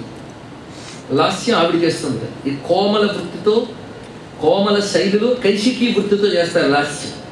ఈ లాస్యం తాండవం ఇదే ప్రపంచం ఉన్నారు. ఎంత బాగుందండి చూస్తే. ఎందుకంటే ప్రపంచంలో సౌమ్యమైన స్వరూపాలు కనిపిస్తున్న తీవ్రత కనబడుతుంది. రెండు కలిస్తే ప్రపంచం కనబడుతుంది. అందుకే తాండవం అనేది లాస్యం ఆవిడిది, రెండూ కలిసి గోచరిస్తున్నాయి. దానితో దేవతలందరూ ఆనందపరచులైపోతున్నారు. ఉత్సాహాలు, ఉల్లాసాలు. నందీశ్వరుడు మొదలైన వారు ఉప్పొంగిపోతున్నారు. ప్రమదగణాలు చిందులు వేస్తున్నాయి. ఇంత సందడి చూసి ఈ సనక సనందనాలు దూరం నుంచి అప్పుడే వస్తూ అనుకున్నట్ట, ఈయన మరి వేదాంతం చెప్పేది. ఇంత సందడి, ఇంత సిస్టమ్ మొత్తం సంఘం దగ్గర పెట్టి కూర్చున్నాడు ఈయన. ఇంత ఎవరైతే చుట్టూ జనాలను పేర్చుకుంటారో వాళ్ళేం వేదాంతం చెప్తారు. వేదాంతం చెప్పేవాడు నిస్సంగంగా ఉండాలి, ఏకాంతంలో ఉండాలి, ఎవరితో సంపర్కం ఉండకూడదు, సర్వసంగ పరిత్యాగి ఉండాలి. ఈయన చూస్తే ఇంత కుటుంబం, పైగా గృహస్థు, పైగా వాళ్ళ ఆవిడతో పట్టుకుని ధ్యానం చేస్తున్నాడు. ఇంత కాముకత్వము, ఇంత లంపటత్వము ఉన్న ఈయన మనకి జ్ఞానం చెప్తాడా అని వీళ్ళు డిసైడ్ అయిపోయారు. ఈయన దగ్గరికి రావడం మనం పొరపాటు చేసాం. బ్యాక్ పద అని వచ్చేస్తున్నాం. మనకి డ్యాన్సులు కచేరీలు మనకెందుకు, వెనక్కి వచ్చేస్తున్నట్ట. ఎందుకంటే ఇంకా ఆయన చూడలేదు అనుకున్నారు వీళ్ళు. ఆయన చూశాడు వీళ్ళు రావడానికి. ఆయన వీళ్ళు వచ్చేస్తూ ఉన్నారు. అలా చాలా దూరం వచ్చేసారు, సందడి వినబట్టలేదు. కైలాసం అంటే ఎంత విస్తారం. ఆ కైలాసం నుంచి వస్తూ ఉంటే ఒక చోట పెద్ద మర్రి చెట్టు కనబడింది. అది పోతన గారు వర్ణిస్తారు. మర్రి చెట్టు ఎలా ఉందంటే 75 యోజనాల పొడవు, 100 యోజనాలు విస్తీర్ణం. యోజనం అంటే సుమారు 10.5 మైళ్ళు. అంత మర్రి చెట్టు అలాంటి ఉంటాయి అంటే కైలాసంలో ఉంటాయి, మన ఇంట్లో ఉండవు. అంత అద్భుతమైన వటవృక్షం. ఆ వటవృక్షం దగ్గర చూస్తూ ఉంటే దూరం నుంచి ఎవడో కూర్చున్నట్టు కనబడ్డాడు. అక్కడ ఎవడో ఒకడు ప్రశాంతంగా ఉన్నాడు. ఆయన చెప్తాడు 10 వేళ కావాలి వెళ్ళేస్తాడు. వెళ్ళేటప్పుడు కుర్రాడు కూర్చున్నాడు అక్కడ ప్రశాంతంగా. చుట్టూ కూర్చున్నారు ఋషులు, తలలు పండిపోయిన వాళ్ళు. అబ్బాయి మనకంటే ముందే కొందరు వచ్చి కూడా ఉన్నారు కాబట్టి మన ఇక్కడికి వెళ్ళచ్చు. వాళ్ళందరూ బాగా తలలు పండిన వాళ్ళు. ఆయన మౌనంగా ప్రశాంతంగా ఉంది. అక్కడికి వెళ్తే ఆయన ఏమో చెప్తాడేమో విందాం అనుకున్నాను. వెళ్ళి ఆయన ముందు కూర్చున్నారు. బోల్డ్ డౌట్లతో వెళ్ళారు, ఎన్నో శాస్త్రాలు చదివారు. కానీ ఆయన ముందు కూర్చోగానే పటాపంచలైపోయారు. స్వామి నమస్కారం, దక్షిణామూర్తి అని నమస్కారం చేశారట. అప్పుడు వాడు ఇంకో తెలివితేటలు వచ్చాయి, లెంపలు వేసుకున్నారు. అక్కడ ఇద్దరుగా కనబడ్డవాడే ఇక్కడ ఒక్కడుగా కనబడ్డాడు. ఇక్కడ ఒక్కడే అక్కడ ఇద్దరు అయ్యారు. కానీ ఈయనకి వేరే మరొక వస్తువు లేదు. వేరే మరొక వస్తువు ఉంటే కదా సంపర్క దోషం, వేరు కాదు. మరి ఆవిడికి ఆయనకి భేదం లేదయ్యా. ఆయన జ్ఞానం అయితే ఆవిడ ఆనందం. ఇది ఒక్కడ తెలుసుకుంటే ఇక్కడ ఆయన జ్ఞానం అయితే ఆవిడ ఆనందం. ఆ మహానుభావుడు ఒక మాట అంటాడు, అర్ధశశి భూషణుడు స్వయం ప్రబుద్ధుడు నిత్యోన్నత జ్యోతి అతని సంతతానంద శక్తి ఆ సరసిజాక్షి విశ్వజనయిత్రి వారికి వేరు లేదు. శ్రీనాథ మహాతో చెప్తున్నాడండి ఇక్కడ. అతని సంతతానంద శక్తి, ఎంత అందమైన మాట. జ్ఞానము ఆనందం అంట. జ్ఞానం ఉన్న చోట ఆనందం ఉంటుంది. కానీ జ్ఞానం ఉంది కానీ ఆనందం లేదంటే జ్ఞానం కాదని అర్థం. జ్ఞానము ఆనందము కలిసి ఉంటాయి, అది చిత్ ఆనందం. అవి ఉండవుంటే సత్. చిత్తుంటే ఆనందం ఉంటుంది, సత్తుంటే చిత్తు ఉంటుంది. అది ఇక్కడ చూపిస్తున్నది. అందుకే ఆయన జ్ఞానం, ఆవిడ ఆనందం. జ్ఞానానందమయం దేవం అంటాం కదా, జ్ఞానానంద స్వరూపం. ఇక్కడ జ్ఞానం ఆనందం కలిసి ఒకటిగా కనబడింది, అక్కడ రెండే కనబడింది అంతే. ఇక్కడ కరెక్ట్ విడిగా కనబడగానే ఆవిడ స్త్రీ అని ఆయన పురుషుడిని భ్రాంతి చెందాం. కానీ రెండూ కలిసి ఒక్కటే. జగత్తుని రక్షించడం కోసం ఒకే ఈశ్వరుడు అమ్మగా అయ్యగా వ్యక్తమయ్యాడు. ఆయన ఇప్పుడు కలిసి అమ్మయ్యగా వ్యక్తమయ్యాడు. ఒకటే రూపంగా కనబడుతున్నట్టు. ఆ కనబడుతున్న ఆ స్వరూపం ఎంత అద్భుతంగా ఉందంటే వీళ్ళు ఎక్కడ పోల్చుకున్నారు తెలుసా? తెలివితేటలంటే అది. ఆ రూపాన్ని పరిశీలించాలి. మన రూపాన్ని పరిశీలించాం. కొబ్బరికాయ కొడితే అన్నం పెట్టి వచ్చేస్తుంటాం. రూపం పరిశీలిస్తే కుడి చెవికి మకర కుండలు, ఎడం చెవికి తాటకం పెట్టుకున్నాడు స్వామి దక్షిణామూర్తి. సాధారణంగా మకర కుండలము తాటంకములు 2 రకాల ఆభరణాలు ఉంటాయి తెలుసా మీకు? చెవులకు పెట్టుకున్న ఆభరణాలు. పురుష దేవతలకి మకర కుండలం అంటే మొసలి ఆకారంలో ఉంటాయి కుండలాలు. వెంకటేశ్వర స్వామి ఉంటే మీరు పరిశీలించండి. స్త్రీలకు తాటంకములు ఉంటాయి. తాటంక ఇవ్వడి భూత తపనవడుపు మండల కనుక తాటంకం స్త్రీ ఆభరణం, మకర కుండలం పురుషాభరణం. స్వామి పురుషుడు అయితే 2 మకర కుండలాలు ఉంటాయి, స్వామి స్త్రీ అయితే 2 తాటంకాలు ఉంటాయి. కానీ ఎడమ చేతికి తాటంకం, కుడి చేతికి మకర కుండలం పెట్టడానికి ఉద్దేశం ఏంటండి? నేనే శివుణ్ణి, నేనే శక్తిని. అందుకే అమ్మవారిని కూడా దక్షిణామూర్తి రూపిణి అన్నాం. ఆయనలా గోచరించి చిరుముద్ర పట్టేట అజ్ఞానమంతా పోయింది ఇక్కడ. అందుకే ఈవిడ సామాన్యురాలు కదయ్యా. సనకాది సమారాధ్య శివ జ్ఞానప్రదాయిని స్వతంత్ర సర్వతంత్రేషి. ఇప్పుడు నేను చెప్పిన కథంతా ఈ నామంలో పరిశీలించవలసింది. అలాగే దక్షిణామూర్తి రూపము అటు అమ్మది ఇటు అయ్యది కూడా అని మనం చూస్తున్నాం. అందుకే దక్షిణామూర్తిని ఆరాధించేటప్పుడు ఉభయం ఉంది. అలాగే ఇంతవరకు నటరాజుని చూసాం కదా, ఆయన ఒకటే ఏం తెలిసిపోయింది మనకి. అదే మీరు పరిశీలించండి, నటరాజమూర్తిలో ఆయన పాదం కింద కూడా ఉంటాడు అపస్మాలు. ఆయన నాట్యం చేస్తుంటాడు, ఎంత గొప్పగా ఉంటుంది. అక్కడ కూడా మళ్ళీ 2 ఉన్నాయి. నటరాజు విగ్రహాన్ని జాగ్రత్తగా చూడండి. ఆయనకి కుడి చెవికి మార్కొండలే, ఎడమ చెవికి తాటనుకుంటాడు. ఇంకో మాట కూడా చెప్పుకున్నాను, నిన్న వచ్చిన వాడికి తెలుస్తుంది. నటరాజు మూర్తి శ్రీచక్రం యొక్క రూపము అని చెప్పుకున్నాయి. నటరాజు శ్రీచక్రమైనప్పుడు అదే దక్షిణామూర్తి రూపమైనప్పుడు శ్రీ విద్య దక్షిణామూర్తి విద్య, అనేది దక్షిణామూర్తి రూపిణి అని చెప్తున్నారు. ఇవన్నీ ఒకదాన్ని కూడా చూసుకోవాల్సింది. అయితే దక్షిణామూర్తి ఎలా ఉంటాడో అచ్చంగా నటరాజు కూడా అలాగే ఉంటాడు. అయ్యా కొంచెం దక్షిణామూర్తి ఎలా ఉంటాడో నటరాజు కూడా అలాగే ఉంటాడు. పరిశీలించండి. అందుకే ఒక ఆయన అన్నాడు, కూర్చుంటే దక్షిణామూర్తి, లేస్తే నటరాజు. ఒకటి స్టాటిక్, ఒక డైనమిక్, 2 తెలుసుకోవాల్సింది ఇక్కడ. 2 ఈశ్వర స్వరూపమే. అది ఒకటి చల చైతన్యం అయితే ఒక స్థిర చైతన్యం, 2 చైతన్యమే. అది దక్షిణామూర్తి స్వరూపంలో నటరాజు స్వరూపంలో కనబడుతున్నటువంటి సామ్యం. అంతేకాదు నటరాజుకి చేతిలో ఒక చేతిలో అగ్ని ఉంటుంది, మరొక చేతిలో డమరుకం ఉంటుంది. కొన్ని దక్షిణామూర్తి విగ్రహాల్లో ఒక చేతిలో అగ్ని, మరొక చేతిలో డమరుకము, డమరుకంలోంచి అక్షమాల ఉంటుంది. ఇందాక మనం చెప్పుకున్న అమృత కలశం స్థానంలో అగ్ని ఉంటుంది, అక్షమాల స్థానంలో డమరుకం ఉంటుంది. అంటే అచ్చం ఈశ్వరూపమే. అక్కడ అగ్ని దేనికి సంకేతము అంటే జ్ఞానాగ్నికే సంకేతం. జ్ఞానాగ్ని దగ్ధ కర్మాణం తమాహు పండితం బుధా. అక్షమాల డమరుకం ఒకటే చేత్తో పట్టుకుంటాట. ఎందుకంటే ఆ డమరుకం మోగిస్తే అక్షరాలు వచ్చాయి, దాంట్లో నుంచి విద్యులన్నీ వచ్చాయి. అందుకే వృత్తావసానే నటరాజరాజ ననాద ఢక్కాం నవపంచవారం అన్నారు ఇక్కడ. ఆయన డమరుకం మోగిస్తే అక్షర విద్యలన్నీ వచ్చాయి. కానీ అక్షరాలు అంటే అది మూలం. అక్షరాలు లేకపోతే విద్యలు ఉన్నాయా? అది శివుడు అంటేనే జ్ఞాన ప్రధాన దేవత అండి. ఎవరికైతే కాస్తో కుస్తో జ్ఞానం ఉంటుందో, ఎవరికి జ్ఞానం పొందడానికి అర్హత ఉంటుందో వారికి శివభక్తి వస్తుంది. ఇది గొప్ప విషయం ఇక్కడ. అంటే శివభక్తి కలిగిందంటేనే మనకి జ్ఞానం పొందడానికి అర్హత ఉంది, జ్ఞానం పొందే అవకాశం ఉంది. అంటే శివభక్తి దొరకడం సామాన్యమైన అంశం కాదండి. అది కృష్ణ పరమాత్మ చెప్తాడు, 1,000,000 జన్మార్జిత పుణ్యై శివే భక్తి ప్రజాయితే అన్నాడు. అనేక జన్మలు పుణ్యం ఉంటే శివుడిపై భక్తి కలుగుతుందని కృష్ణ పరమాత్మ భారతంలో చెప్పినటువంటి అంశానుశాసన. అలాంటి శివుని యొక్క మూర్తులన్నింటిలో దక్షిణామూర్తి, దక్షిణ అంటే కొందరున్న దక్షిణామూర్తి చాలా పవర్ఫుల్ కండి. ఏది పవర్ఫుల్ కాదు, దక్షిణామూర్తి అనే మాటలోనే ఆ పవర్ఫుల్ అనే మాట కనబడుతుంది. ఇలా దక్షిణామూర్తి తత్వంలో మనం పరిశీలించినప్పుడు 2 ఇతివృత్తాలు ఇప్పుడు మనం చెప్పుకున్న సనక సనందనాథులను అనుగ్రహించినవైన, వశిష్ఠ మహర్షిని అనుగ్రహించినవైన. మొత్తానికి వశిష్ఠుడిని స్వామి ఈ విధంగా దక్షిణామూర్తి రూపంతో అనుగ్రహించాడు. అనుగ్రహించాడంటే మాట్లాడా, ఆనంద పరుసులైపోయాడు వశిష్ఠుడు. తనకు కావలసింది దొరికిపోయింది, ఆనందంతో తృప్తి చెందాడు.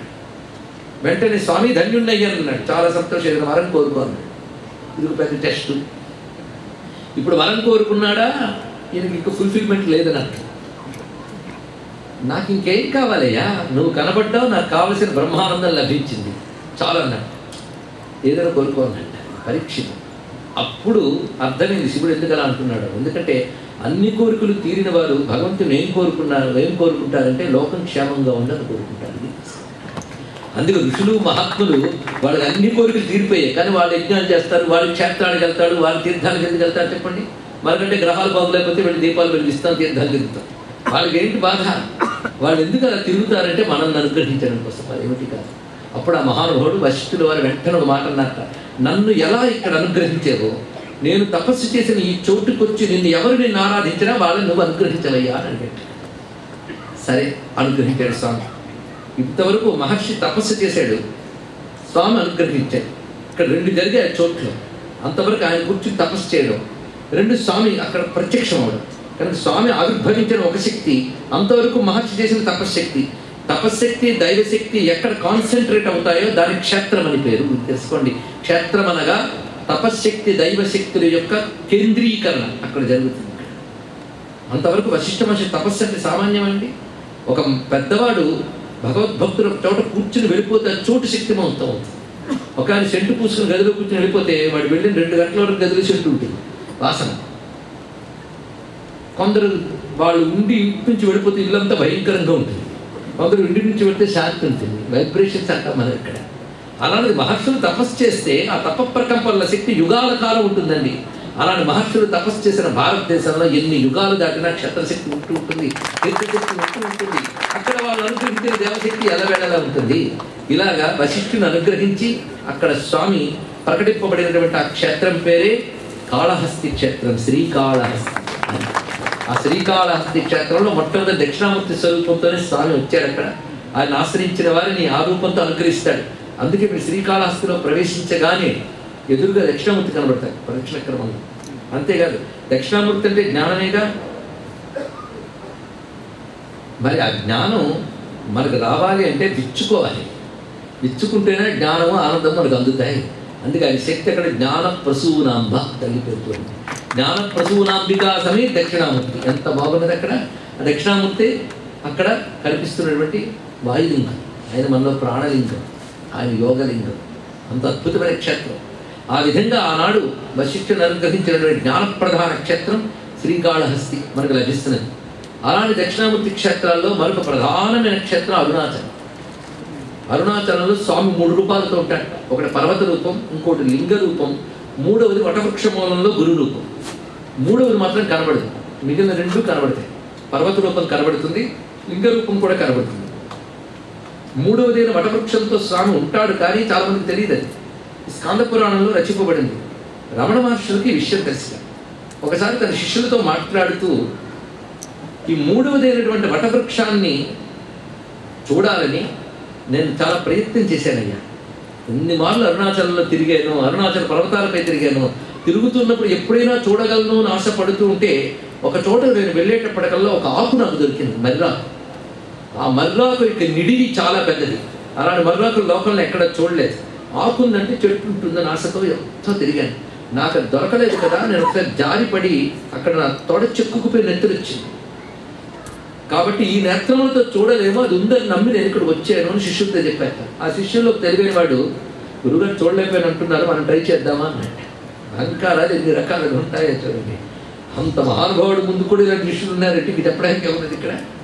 మనం ట్రై చేద్దామా అన్నట్టు. ఒక గ్రూప్ బయలుదేరారు గురువుగారు తప్పకుండా. వెళ్ళి తిరుగుతూనే ఉన్నారు. తోవ తప్పిపోయారు. తిరిగి ఆశ్రమానికి ఎలా వెళ్ళాలో తెలియలేదు. అడవులు తిరుగుతున్నారు, దిక్కు తిన్ను కనబడలేదు. దాహం వేస్తుంది, ఆకలిస్తుంది. వాళ్ళకి ఆ తప్పిపోయిన అడవిలో ఒక చోట రమణ మహర్షి కనబడి పదండి తీసుకెళ్తాను ఆశ్రమానికి తెచ్చాడు, అనుగ్రహించారు. కనుక స్వామి ఆ రూపంతో అక్కడ ఉన్నాడు అని తెలుసుకోవాలి. ఇది అరుణగిరి. ఇలాగ దక్షిణామూర్తి క్షేత్రాలు చాలా చాలా ఉన్నాయి. మన ఆంధ్రదేశంలో నరసారావుపేట దగ్గర ఉన్నటువంటి కోటప్ప కొండ ఆ దక్షిణామూర్తి క్షేత్రం. ఇవన్నీ దక్షిణామూర్తి క్షేత్రములుగా మనకు చెప్పబడుతూ ప్రధానంగా ఉంటాయి. అలా ఏ ఆలయానికి వెళ్ళినా దక్షిణామూర్తిని చూడొచ్చు. ప్రాచీన శివాలయాల్లో ఈ దక్షిణామూర్తికి మరొక పేరు ఇక్కడ చెప్తుంటున్నాం. దక్షిణాభిముఖంగా ఉంటాడు కనుక దక్షిణామూర్తి. అదొక పేరు. దక్షిణాస్య అని పేరున్నది.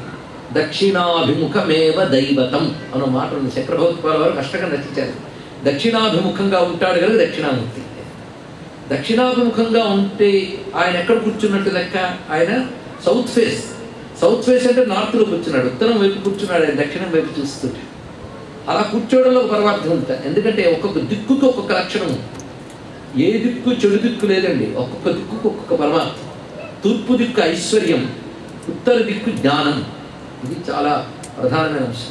ఉత్తర దిక్కును కూర్చున్నవాడు కనుక జ్ఞానమూర్తి. అది గురువు ఎప్పుడు ఉత్తర దిక్కును కూర్చొని దక్షిణం వైపు చూస్తూ ఉంటారు ఇక్కడ. అందుకు ఆ స్వరూపం దక్షిణామూర్తి అన్నారు ఇక్కడ. అందుకే ఆలయాల్లో ప్రదక్షిణకు వెళ్ళేటప్పుడు సరిగ్గా నార్త్ వైపు వచ్చేటప్పటికి దక్షిణం వైపు చూస్తూ కనిపిస్తాడు. ఇది శ్రీశైలంలో కూడా చూడొచ్చు ఈ స్వరూపాన్ని. ప్రాచీన శివాలయాల్లో ఇది కనబడుతూ ఉంటుంది ఇక్కడ. అయితే ఇందులో ఒక అందం ఉంది. ఆయన దక్షిణం వైపు చూస్తున్నాడు. ఆయన చూడాలంటే మనం ఎటు తిరగాలి? ఉత్తరం వైపు తిరగాలి. అప్పుడు మనం నార్త్ ఫేస్ పెడతాం. అప్పుడు మన పృష్ఠభాగం దక్షిణం వైపు చూసుకుంటుంది. పృష్ఠభాగం చూపించడం అంటే డోంట్ కేర్ యాటిట్యూడ్. కొందరు ప్రవచనం వింటూ వెనక్కి తిరుగుతారు. అంటే నువ్వు చెప్పావు నేను వినాలి పోవాలి. డోంట్ కేర్ యాటిట్యూడ్, పృష్ఠభాగం చూపించాలి. అదే పెద్దలకు పృష్ఠభాగం చూపించకూడదు. ఇవన్నీ పెద్దవాళ్ళు చెప్తారు, ఎలా కూర్చోవాలి, ఎలా వినాలి, జ్ఞానం అలా వస్తుందండి. కానీ ముందే అహంకారం ఉందనుకోండి, కూర్చోవడం చేత కాదు అక్కడ. అందుకు ప్రధానంగా కూర్చునే తీరు, గురువుకి అభిముఖంగా కూర్చోాలి. కొంచెం పెడమహం కూడదు అక్కడ, అలా చూస్తుంటారు. కనుక ఉత్తరం వైపు మనం తిరిగినప్పుడు మనం దక్షిణం వైపు చూసాం. ఇప్పుడు దక్షిణం వైపు చూసామంటే దక్షిణాన్ని డోంట్ కేర్ అంటున్నాం. దక్షిణాన్ని డోంట్ కేర్ ఎందుకు అంటున్నామంటే దక్షిణ దిక్కు అధిపతి ఎవరు? ఇంతమందిలో దక్షిణ దిక్కు అధిపతి ఒక్కడు చెప్తారా? మన దిక్కులు తెలియవా? అంత దిక్కు తోచిన వాడవా? దక్షిణ దిక్కు యముడు అధిపతి. యముడు అంటే ఎవరు? మృత్యువు, కాలం. అంతే కదా, ఏదైనా మృత్యువు, కాలం. కాలమే మృత్యువు. ఏది అంతకాలం వెళ్ళిపోవలసిందే, కాలము మృత్యువు. కనుక ఎవడైతే శివుడి వైపు తిరుగుతాడో వాడి యముడు డోంట్ కేర్ అంటాడు. అంటే వాడి మృత్యువు ఏమీ చేయదు, వాడి కాలం ఏమీ చేయదు. ఇది బాగా ఉందండి. మరి ఆయన ఎందుకు దక్షిణ వైపు చూస్తున్నాడు? ఇది ప్రశ్న. ఆ యముడు తన భక్తుడి వైపు చూడకుండా ఒక నిఘా వేసించుతాడు. కానీ ఎవడు శివుడి వైపు తిరుగుతాడో వాడిని యముడు ఏమీ చేయలేదు. అందుకే యముడికి యముడు ఆయన కాలకాలుడు, మహాకాలుడు. అందుకే చంద్రశేఖర మాశ్రయే మమ కింకరిష్యతి వయ్యమహ అన్నారు. సరిగ్గా మనకి ఒక అద్భుతమైన భాండీరవనం అని వనం ఉంది. ఆ భాండీరవనం ఋషులకి నివాసం. ఇది యమునా నది తీరాల్లో ఉంటుందండి భాండీరవనం. ఒకప్పుడు బ్రహ్మవాదులైనటువంటి వాళ్ళందరూ భాండీరవనానికి వెళ్ళారు. అందులో ఒక ఆయన ఉన్నాడు. ఆయనతో మాట్లాడదామని వెళ్ళారు. అదే జ్ఞానులు వెతుక్కుంటూ వెళుతూ ఉంటారండి. వాళ్ళకి అదే ఆనందం. వెళ్ళేటప్పటికి అక్కడ ఒక ఆయన గోచరించాడు. ఆయన పేరు మార్కండేయ మహర్షి. ఆయన వద్దకు వెళ్ళి, నువ్వు ఏ కారణం చేత చిరంజీవి కాగలిగో? మొదటి ప్రశ్న. ఏ కారణం చేత ఆనందంగా ఉండగలిగో? ఇది రెండో ప్రశ్న. చాలా ప్రధానం ఉంది ఇక్కడ. ఎందువల్ల బతకగలిగామని ఎవడైనా అడగగలిగాని ఎలా ఆనందంగా ఉండగలిగేవని. ఎందుకంటే మనం ఎంతకాలం బ్రతికినా ఎంతకాలం ఆనందంగా ఉన్నామనేది పెద్ద ప్రశ్న. ఎక్కువ కాలం జీవించామంటే ఎక్కువ కాలం ఏడుస్తున్నామని కూడా అర్థమే. ఎందుకంటే బ్రతకడం అంటే చిన్న విషయం కాదండి. అందుకే బ్రతకడం చచ్చే చావు. అవునా లేదా? ఎన్ని మృత్యువులో జీవితంలో సర్వ మృత్యులు. ఎన్ని మృత్యువులు ఉంటాయో మనకు తెలియదు. అంటే బతుకులో అంతా బతికేమని చెప్పడానికి లేదు, ఎన్ని బాధలో. కనుక బ్రతికినంతకాలం ఆనందంగా బ్రతికేమా మహా కష్టం. దేనివల్ల చిరంజీవి కాగలవు, దేనివల్ల ఆనందంగా ఉన్నాను తెలియదు. ఆనందంగా ఉండలేకపోతే ఎంత బ్రతికేం ప్రయోజనం అండి ఇక్కడ. అందుకే భగవంతుడిని చిరంజీవిగా బ్రతికించని అడిగే ముందు దుఃఖపడకుండా ఉండేలా బ్రతికించని అడగాలి. చిన్న విషయం కాదు. దుఃఖపడకుండా బ్రతకడం అంటే మనకు ఐశ్వర్యం బాగుండి, ఆరోగ్యం బాగుండి, అందరూ మనకు అనుకూలంగా ఉన్నంత మాత్రం సుఖంగా ఉంటాం అనుకోవద్దు. అవన్నీ ఉన్నవాళ్ళు ఎంత దుఃఖపడుతున్నారో ఆలోచించండి. కనుకనే దుఃఖం లేకుండా ఉండాలంటే ఏముండాలో ఇప్పుడు చెప్పగలరా? ఎంతవరకు ఉపన్యాసం ఉన్నారు కదా, నేను చెప్పాను. అత్యంత దుఃఖనాశకాన్ని దేనివల్ల మళ్ళీ కొంచెం టైం ఇస్తే అర్థం కాలేదు, టెన్షన్ నాకు. జ్ఞానం లభిస్తే ఆనందంగా ఉంటామని. కానీ ఎక్కువ కాలం ఉండడం, ఉన్నంతకాలం జ్ఞానానందంతో ఉండడం. అందుకే భారతీయ సంస్కృతిలో మోక్షం అంటే చచ్చేకి దొరికేది కాదు, తెలుసుకోండి. ఇక్కడే దొరకాలి. ఇక్కడ నువ్వు పరమాత్మ అనుభవమే జ్ఞానం. భగవంతుడిని ఇక్కడ అనుభవించగలిగితే ఇక్కడే మోక్షం. ఇంకేం కావాలి? ఆ అనుభవమే జ్ఞానం. ఆ జ్ఞానానందం పొందాలి. కానీ ఎక్కువ కాలం ఉండడమే కాదు, నువ్వు ఎప్పుడు జ్ఞానానందాలతో ఉంటావు. ఇది గొప్ప విషయం. అందుకే నిన్ను అందరూ నమస్కారం చేస్తున్నారు. కేవలం ఎక్కువ కాలం లాంగ్ టైం పట్టుకున్నావాడి నుంచి గౌరవించడం కాదు, జ్ఞానానంద ముక్తి నువ్వు. ఇంత చిరంజీవి ఎలా కాగలిగో, జ్ఞానానందముని ఎలా పొందగలిగో కొంచెం ఆ చిట్కా చెప్తావా అన్నాడు. దక్షిణామూర్తి ఎవరికి ప్రత్యక్షమవుతాడో వారికి రెండు లభిస్తాయని చెప్పాడు మార్కండేయ మహాముని. గొప్పగా చెప్పాడు ఇక్కడ. దక్షిణామూర్తి అపరోక్షో భవతి, గొప్ప మాట చెప్పాడు. ప్రత్యక్షం అవుతాడు. ప్రత్యక్షం అంటే అనుభవానికి రావడం. దక్షిణామూర్తి తత్వం ఎవరికి అవగతమవుతుందో వాళ్ళు నా స్థితిని పొందగలరు. ఎందుకంటే నేను మృత్యుంజయుడు. ఆ కారణం చేతనే నేను మృత్యువుని జయించగలిగాను, జ్ఞానానందాన్ని పొందగలిగాను అని దక్షిణామూర్తి ఉపాసన యొక్క వైశిష్ట్యాన్ని మార్కండేయ మహర్షి చెప్తాడు. ఇది మరి యజుర్వేద సంబంధమైన ఒకానొక అంశంలో కనబడుతుంది ఇక్కడ. ఇలా మనకి దక్షిణామూర్తి ఉపాసన వశిష్ఠ మార్కండేయ మహర్షులందరూ ఆచరించి తరించారు. ఆయన సర్వవిద్యకి గురువు. ఆయన క్షేత్రములు కూడా మనకు కనబడుతున్నాయి. ఇలాంటి స్వామిని ఆశ్రయించాలంటే మంత్రం ఏమిటి చివరికి చెప్పాలి. ఎందుకంటే ఇవాళ శ్రద్ధగా విన్న వాళ్ళకి మాత్రం పనికొచ్చే విషయములన్నీ గురువులు చెప్పించారు, శ్రద్ధగా విన్న వారికి. ఎందుకంటే దక్షిణామూర్తి ధ్యాన శ్లోకం, దక్షిణామూర్తి రూపం, ఈ రెండు పట్టుకుని మంత్రం పెట్టుకోవాలి. ఒక అద్భుతమైన మంత్రం చెప్తున్నారు. మంత్రం అనగానే కొన్ని నియమాలు ఉంటాయండి. ఈ రోజుల్లో మీరు అందరూ కూర్చొని మంత్రం చెప్తాను, మంత్రాలు చెప్పడం, యంత్రాలు ఇచ్చేయడం ఎక్కువ అలవాటు ఎక్కువ. మనకు ఆశ రావు, వాడికి మరొక ఆశ రావు. దాంతో మంత్రాలు యంత్రాలు అమ్ముకుంటున్న కాలంలోకి వచ్చాం. ఒక మంత్రం ఉపదేశించాలంటే ఎన్ని అర్హతలు ఉండాలో చూడండి. కొందరు కుతూహలంతో మంత్రం అడుగుతారట, ఒక కొద్ది రోజుల తర్వాత చూద్దామనంటే ఇదేం గురువు అంటే వదిలేస్తారు. అలాంటి వాడు వదిలేయడమే మంచిది. కుతూహలంతో మంత్రం అడగకూడదండి, శ్రద్ధతో తపనతో అడగాలి. మంత్రం వాళ్ళు ఇవ్వాలి. మంత్రోపదేశానికి నియమాలు చెప్పారు చూడండి.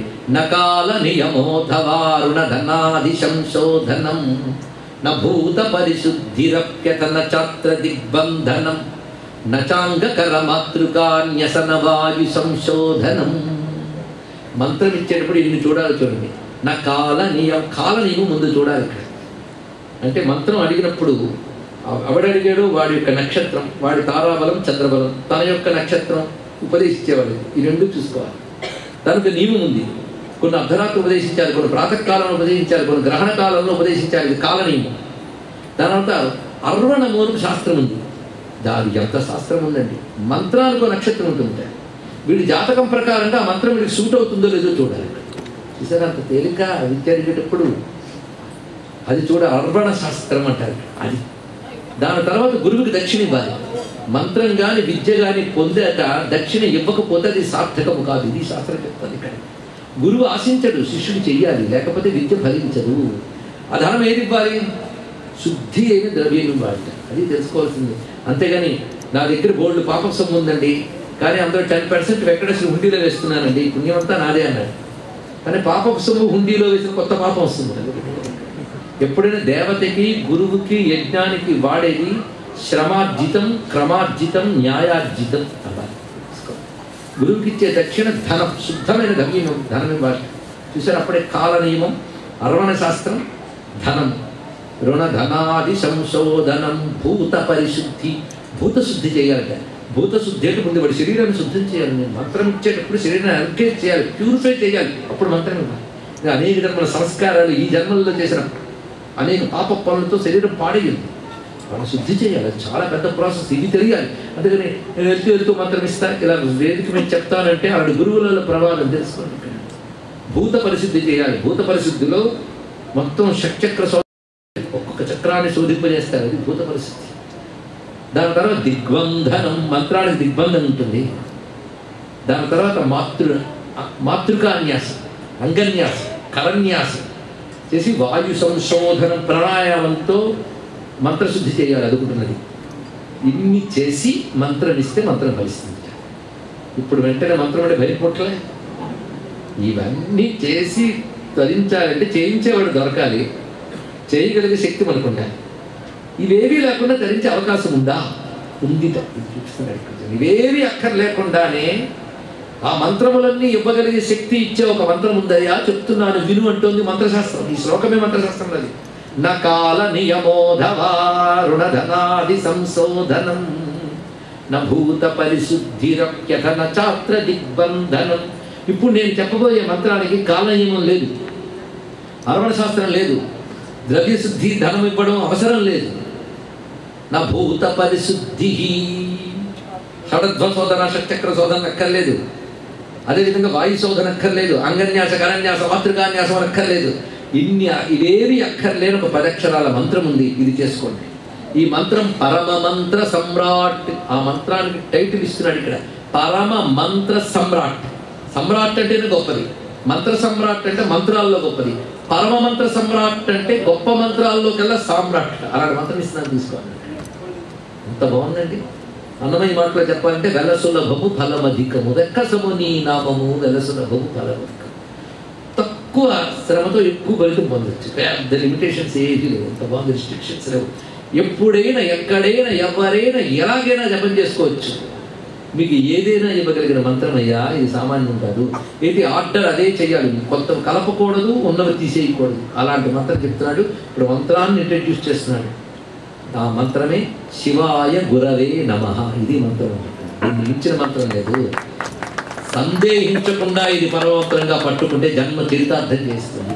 ఈ ఒక్క మంత్రం చేసి అనేక అద్భుతాలు సాధించిన వాళ్ళని నేను ఎరుగుతున్నాను నా జీవితంలో.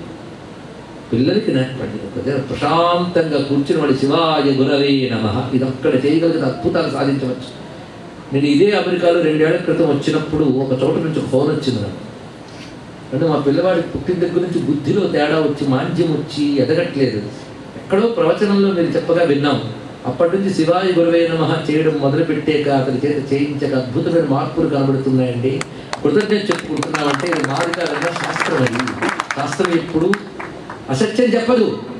మనం శాస్త్రాన్ని విశ్వసించాలి, అది తప్పకుండా బలాన్ని ఇస్తుంది. అందుకే శాస్త్రం చెప్తున్నమాట, నకాల నియమోథవారుణ ధనాది సంశోధనం నూత పరిశుద్ధిరప్యత నాత్ర దిగ్బంధనం నాంగకర మాతృకాన్యసన వాయు సంశోధనం శివాయ గురవే నమః పరమ మంత్ర సమ్రాట్ అయం. ఇది చెప్తున్నారు ఇక్కడ.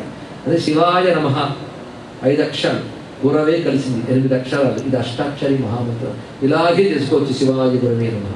ఇవాళ మన భాగ్యవశాత్తు జగద్గురువు ఆది గురువు అయిన దక్షిణామూర్తి స్వరూపాన్ని మనం చెప్పుకుని వెంటనే ఆయన సంబంధించిన మంత్రాన్ని కూడా చెప్పుకున్నాం. కానీ ఈ మంత్రం చదువుతూ ఆ రూపాన్ని ధ్యానించుకుంటే ఇంకేం కావాల్సింది. అంతేకాదు అలాంటి స్వామి స్వరూపాన్ని మనకి ఋషులు తలుచుకున్నాం. ఎంత ఋషులు వచ్చారో తెలిసేవాళ్ళ. బ్రహ్మతో మొదలుపెట్టి వశిష్ఠులు వారు, సనక సనందనాథులు, మార్కండేయ మహర్షి. కనుక గురువులు వచ్చారు, జగద్గురువు వచ్చాడు, ఆయన మంత్రము వచ్చింది, మన జన్మ ధన్యమైంది. ఇంత విశేషమైన అంశాన్ని మనం చెప్పుకున్నాం. ఈయన గురించి వేదములు అనేక విధములుగా బోధిస్తూ ఉన్నాయి దక్షిణామూర్తి యొక్క స్వరూపాన్ని.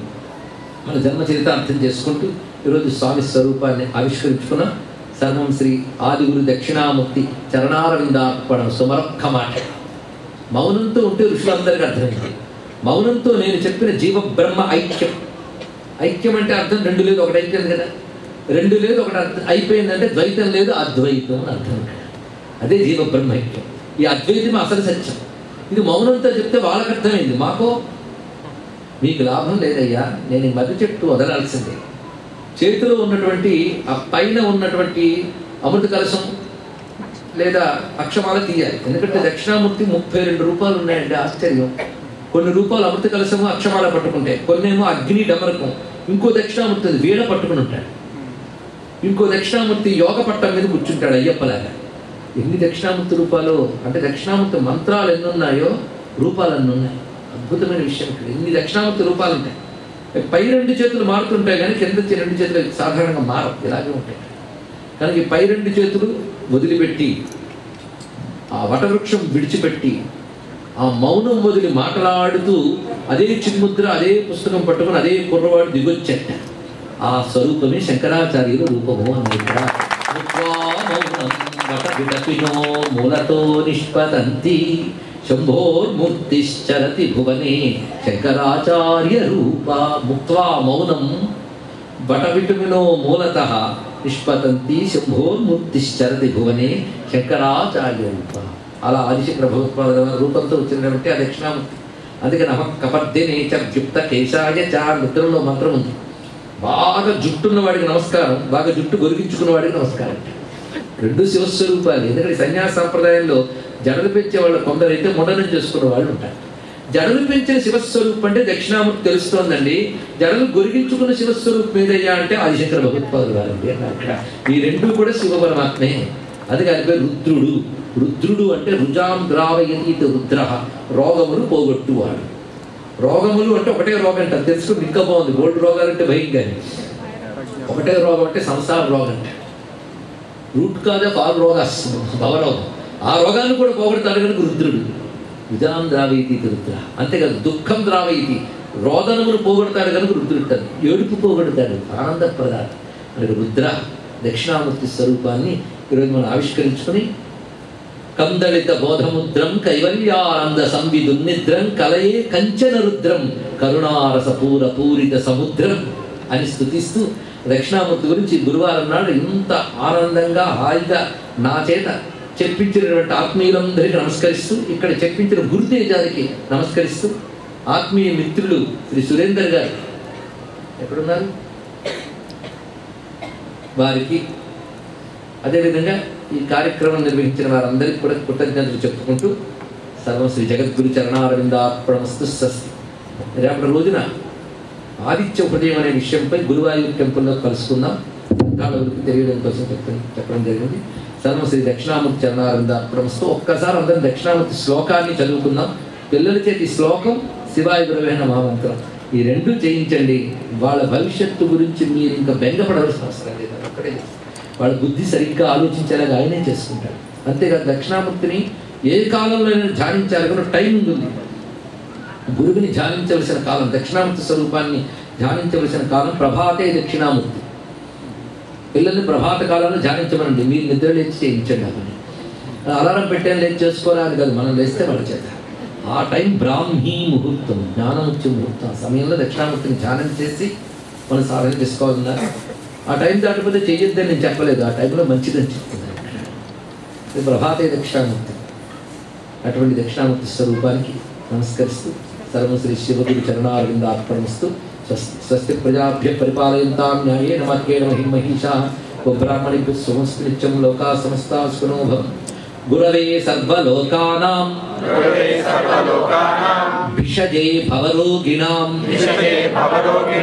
నిధయే సర్వవిద్యానాం దక్షిణామూర్తయే నమః. శివాయ గురవే నమః. శివాయ గురవే నమః. శివాయ గురవే నమః. శివాయ గురవే నమః. నమః పార్వతీపతయే. హర హర మహా